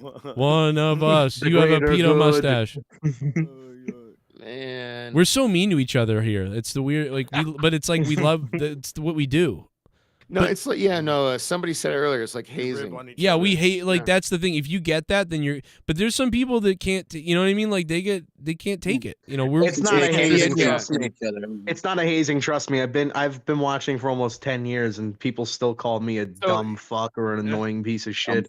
No, You just I get it, used but to it after a while. I mean, I'm an Irish twin, so like the two of my Oh, brother dude. and I fucking with each other. You're was a just like- twin? Oh no. I said Irish twins. That- We're I knew there was Oh. something weird about you. Are That you like means identical? that's when you eat. No, that's when you eat cum. I mean, we do look a lot alike, but do you guys know what an Irish twin is? Yeah, I it's your think drinking you're- buddy. No, it's not. It's Is it gay? we were so as soon as my mother could get pregnant again after she gave birth to me, she did. Yeah. And that's an Irish twin. Mm. Isn't that a brother? Yes, he is my brother. So when your mom's a whore, you have. No, it's the same. It's my father, dude. Oh, Come it's his on. fault. They His were semen. So wait a minute. I was on. What was I on the other day? My mom, dude. My mom watches all of my shows. Half brother. Wow. My mom watches my You kids. gonna fight the computer? My mom's watching my brave. kids. My 71-year-old mother's watching my kids tonight. What? You have the house to yourself? Yeah, that's why I gotta go No wonder because you want to go. Yeah. Goddamn, he needs to go get some pussy. So Fuck, is Leah not gonna come on? No, Leah's gonna come on next week. I think. Sounds like Joe's Joe's about gonna to be come on. On your face. Here, I'll put her Joe's on. gonna be- So look, just pretend Leah's Joe's on. gonna Look, be there she waiting. is. Guys, are you guys going to the party here in Vegas? Oh yeah. Are you guys? Yeah. I'm coming to the party. Yep. What Party party? in Vegas? The fuck? Like, Yeah. I'm flying there again? Who said what? What party? What party? Oh, the one in your mouth where everyone's coming. Hell yeah. Oh. Why don't you go back to Fuck you up with a broomstick! Failure of a father. Hey, wait, Ryback's. Oh my God. No, Dan Kennedy with the fucking 1-2 combo, bro. What did he Come say? on. 1-2. He goes. 1-2 combo. Hell yeah. And He goes. Oh, He goes. yeah. Garguts, did you hear what he said? No, I missed it. Oh my God. He goes. Why don't you bring up one of your ex-wives again, you fucking failure of a father? Oh my God, bro. Oh my God, bro. Now he's crying, slicing his wrist. All right, listen, we're out of here. I'm out of here. Damn. Dork Night, check him out, and I'll find that. Hell yeah. I'm out of here, guys. Good night. Thanks for being here. Love you all. Hit me up. Baby. That was fucking hilarious. We didn't even play all the donations. Can we play the donations real quick? Hey, Bullfrog is a moron. Scissor me, Joe! Jeez, Liv Morgan. I would have her in that outfit, place her feet behind her head and go to town for hours. Oh yeah. WWE shoots themselves in the foot. They played the Cody promo right before the Sami match. I knew 100% Roman would win after that. Yeah, I mean, I pretty much had that pegged before. Deftones, thanks for the donation. Dork Knight is gonna love you, guys. Give it up for Dork Knight tonight, man. He was good. I had fun. Dude, I feel Cody, Sami, and KO should start a babyface stable to fight the bloodline. Yes, that's exactly what I said a couple of weeks ago. After WrestleMania, they're going to be in a triple threat, I think. It's going to be Cody, Sami, and Owens versus the Bloodline after WrestleMania. I 100% believe that's happening at like Backlash or something like that. Ray J's World, thanks for the $5 and becoming a $5 shit bum. Thank you, bro. Listen, if you guys want to donate, I'll stay on for a couple more minutes to get your donations because I'm poor and I need we need donations. So help keep the lights on. Drop a donation in the chat if you'd like to. The link is at the top of the chat. Shit bomb. Or do a super chat. CM Punk is in the crowd at the NJPW show tonight. We didn't even do the monetize this show tonight. We couldn't even get to it. CM Punk is in the crowd at the New Japan show. Holy shit. Well, who cares? Because he's a scumbag. Alex Oli, thank you for the $2. Come on, man. Punk sucks, man. He's such a dickhead. You know what I mean? He's really calls people racist that aren't, I guess. I don't know. He just makes stuff up about people. I'm done with Punk, man. It's just what a piece of garbage. Seriously. You raised a piece of shit. Yo. Hey, what's up? What's up? Wanted to say it's the funniest shit hearing Luke Rojas troll and fuck with the Dork Knight guy. When Luke said Dork kept telling family stories so many times and then right afterwards Dork goes into another story about his medical problem. Yeah, dude, Dork Knight kept going into stories about his shit, and he kept like saying, I have a channel, like this is funny, man. It was really funny. Yeah, I appreciate Luke Rojas giving 0 fucks and just calling it out. I mean, there is nobody better than Luke Rojas who gives 0 fucks. Thank you guys for being here. I'm Joe Cronin. Hope you guys subscribe. If you're brand new, click the like button. We could use more likes. I mean, to be honest, we had 600 people in here at one point. 218 likes. That just don't sound right. Let's get like 250 at least. I mean, what is going on here, bro? Really appreciate you guys being here. You guys know that. I might pop in tomorrow for a quick show or a couple of videos, so look for that here. And we'll catch you, man. Catch you tomorrow at some point. Become a patron on patreon.com/Joe Cronin Show. And I think, unfortunately, the largest donation of the stream was just $20, but it came from Chief Wahoo. So he's going to take home the JCS Digital Championship. Thanks to Chief Wahoo. I'll see you tomorrow. I'm Joe Cronin, and I have a bigger cock than your dad.